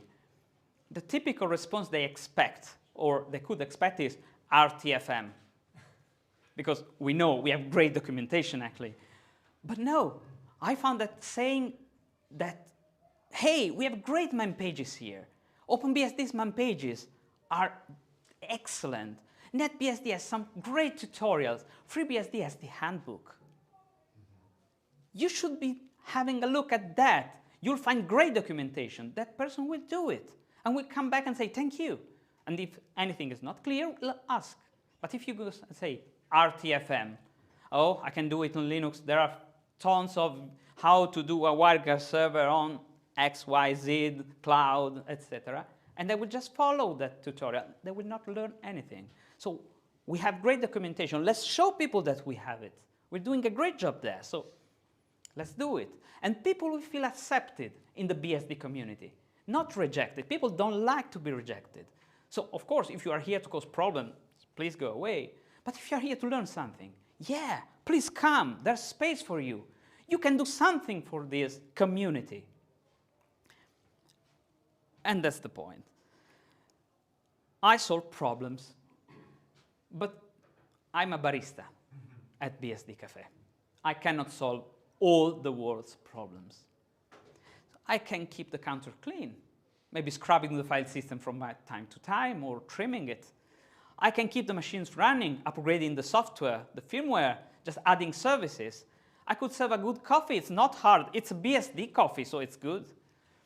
I can distribute some stickers, many of them, even if Phyllis this time brought many more stickers than me, so you've been great. But I want to be sure that friends can find a moment of peace and constructive sharing when coming to the BSD Cafe. And many people that joined the BSD Cafe decided to stay or self-host. The number of people who joined and left is a very small percentage. I didn't calculate it, but it's really small. Maybe 50 persons, less than 10%, I'd say, because you should not only consider the more than 500 users of Mastodon. We have 30 users on Snack, more than 70 users of Matrix, and many other services. Blended has many users. I didn't count them.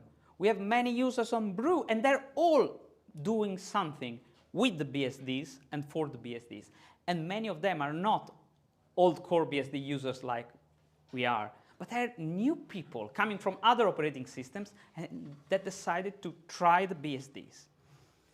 So it's thanks to the BSD community that the BSD Cafe is working. So thanks to you all. And the quality of the BSDs just proves to be enough to convince people to switch, or at least to try. And there are people that started from Linux, went to FreeBSD, then tried OpenBSD, then said, but there's NetBSD there. Let's start to tinker with it. And they fall in love with those operating systems. That's what we are trying to do. And even if we are not cloud ready, or we're using any cloud service, the infrastructure is quite simple. In 2024, we had more or less 30 minutes of total downtime, most of which were because of a problem with the VPS in Hetzner, a Hetzner problem that kept that virtual machine something like 16 or 17 minutes offline at the level of the physical host, I guess, because I remember several virtual machines had problem. And as for now, our downtime numbers for 2025 are lower, because upgrading jails is quite easy, upgrading FreeBSD is quite easy, upgrading the other services, OpenBSD or NetBSD, is easy, and if they're not critical services, I just disable them. The CDN nodes, I can disable them. The name server will see that that node is no more available, so we'll stop redirecting people to that specific IP, and I can do whatever I want without affecting the uptimes. To sum up, we need more spaces for genuine connection, not consumption. Connecting people is something that brings a great value to the community. And it may be an online community or a personal community like the one we're here enjoying now. But connection, not consumption. People should stop just going and search for how to do this, but getting into a community like the BSD Cafe or Exquisite and starting saying, I would like to do this. And people starting suggesting solutions, documentation. We create connections, and those connections are the key for genuine human interaction. And that's the very same reason that led me to create and found the Illumos Cafe. The Illumos operating systems are great, and they're sharing many of the ideas of the BSDs. Illumos and BSDs are not doing things because they sell well, because they're easy to sell, because they're easy to commercialize, but because it's the right way to do things. And we are tech people, so we should promote solutions like those. Because, yeah, different coffee, the same coffee, different operating systems, but the community is similar.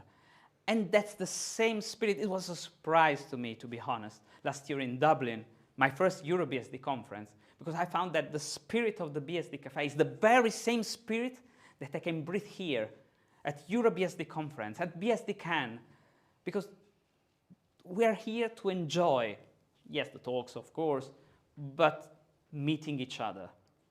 So the BSD Cafe is not a community, tech community, strictly tech, but it's a community from the people, and it's a community for the people. And so to all of you, all the BSD community, all the BSD Cafe friends, all the people joining those beautiful conferences, thank you from the bottom of my heart. But let me also say a big thank you to the video team that has been doing a great job, and they're usually never thanked about.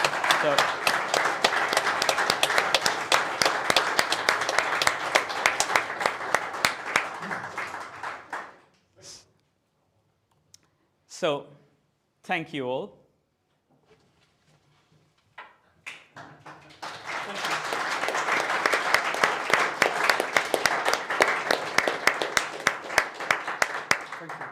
Thank you.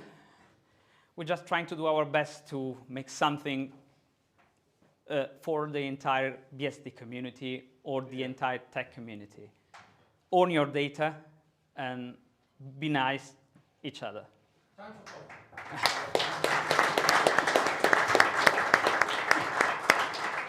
Thank you.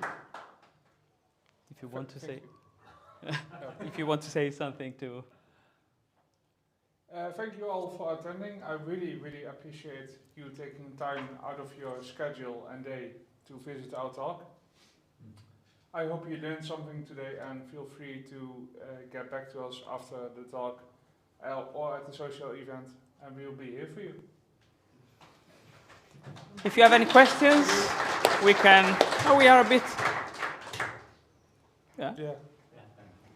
If you have any questions, we can already reply. What do you think about decentralized services, for instance, Noster? Have you thought about it? I have heard about it, but I haven't looked into it. Yeah, so all nodes are basically equal, so it's not federated, it's really decentralized. Hang on, sorry. Grabbing my mic. No, I want it. So we can hear other people. So what's the difference between those distributed? Well, there are no servers that are more important than others. It's completely decentralized. So you don't need to self-host. Well, basically, if you run a client, you're self-hosting, but that's it. Okay. Sounds interesting. I have to look into it. If I can. Yeah. Yeah. I had a look into it, and it's a nice idea. It has its advantages over the Fediverse. It has its drawbacks, considering the Fediverse. The problem is that I performed some tests and found it's mainly populated by crypto people at the moment. So that's not that interesting to visit for tech people at the moment, but things may eventually change. Thanks. Thank you. Crypto or blockchain? Yeah, something like that. Hello, I'm running a small Jabber instance back home in Serbia, and I'm afraid I'm not going to have much capacity because of the what's going on in my country. But I would like to propose to you to at least think about the Jabber, maybe as a gateway to Matrix. I don't know if that's a thing, but even with not trying to advertise the service, we have around 80-ish people on a BSD room. So it might be of the interest. And I didn't know that's interesting to people because, I don't know, it started as a really small community and as a Serbian community, but a lot of people found us who are not Serbian-speaking people. So it's now English-speaking room because we had to. So it's just for you to consider if it's worthwhile. Well, actually, a few months ago, I registered the domain name exquisite.chat, and that's exactly my plan. Thank you. Other question? Have you considered offering the service of the Gemini protocol? So this thing that is closer to old Gopher, but not quite. I am looking into it, and a dear friend of mine is really raving on about Gemini. So I'm really looking into it, and there will be some kind of setup where we will allow our members to use that also.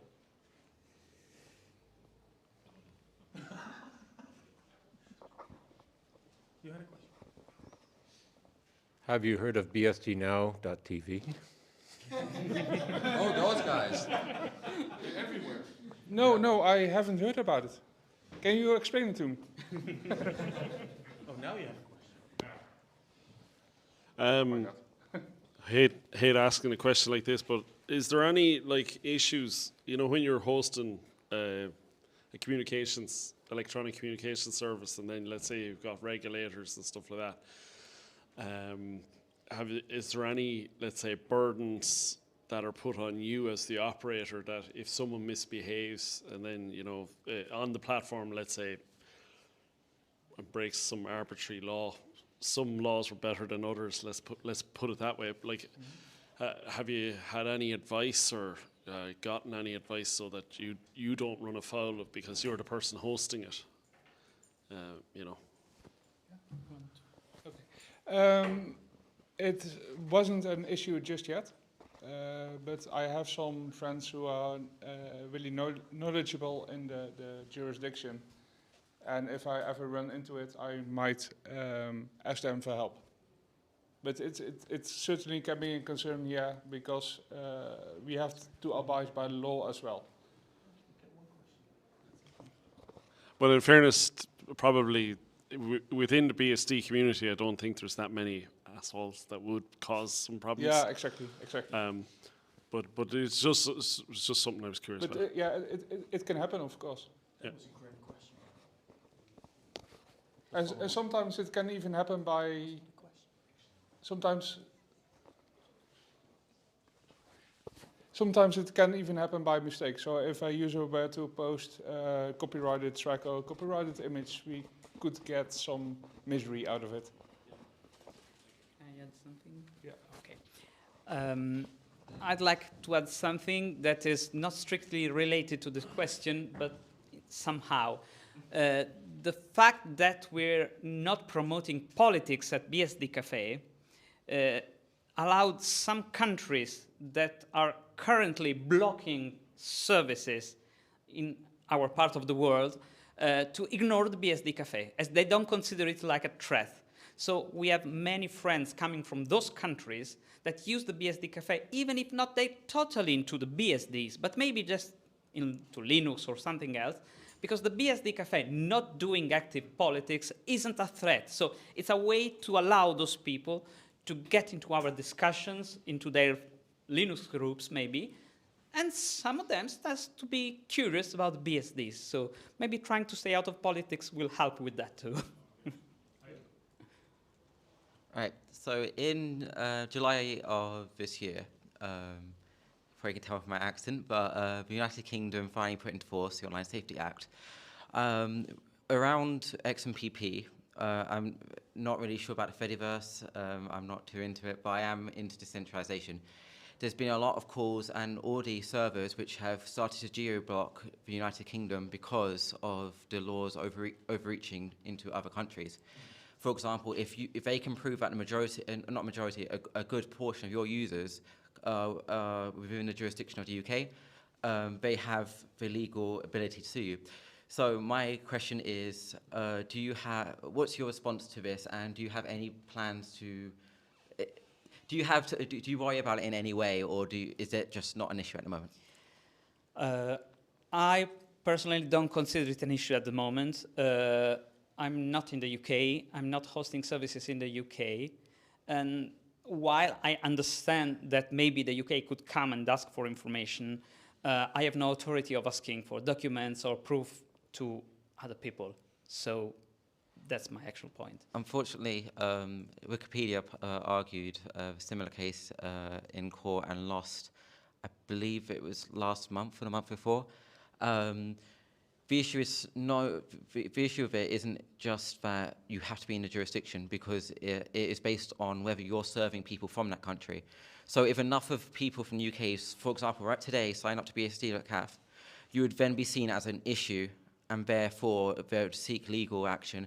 And Wikipedia, I believe the action recently is that they are throttling the number of UK connections in order to stay below the threshold of any legal intervention. So we actually mandated our users to abide by the Online Safety Act. We made a special endpoint to upload their government ID, and that endpoint was /dev/null. So they were required to photograph the ID and to upload it to /dev/null. Thank you.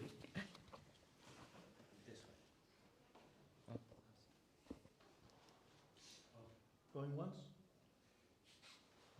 Twice? Oh, sorry. No.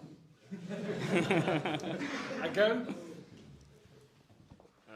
Stefan, I just want a big shout out for you and Jörn, but particularly for your advocacy on LinkedIn. You know, for BSD has been pretty cool, and it's always enjoyable to see your posts and the articles that you link in them. So just keep up the good work. It's great to see it. Thank you. Thank you. Thank you. I'm just trying to spread the word. Thank you. I'm not a core dev. I'm not a dev. I'm just doing some small projects like BSSG or something like that. But I love doing sysadmin. So I love doing it for me. I love doing it for my clients. And the BSDs are the best operating systems to keep my mind sane. And when you are over you're over 40 years old, you badly need that. So thank you. But I will keep doing this as much as I can. I'm below 40 and I really need it too. So you can't even imagine how much you will need it when you'll be over 40 or over 45. Any other questions? Okay. Cool. Thank you all. See you at the social event.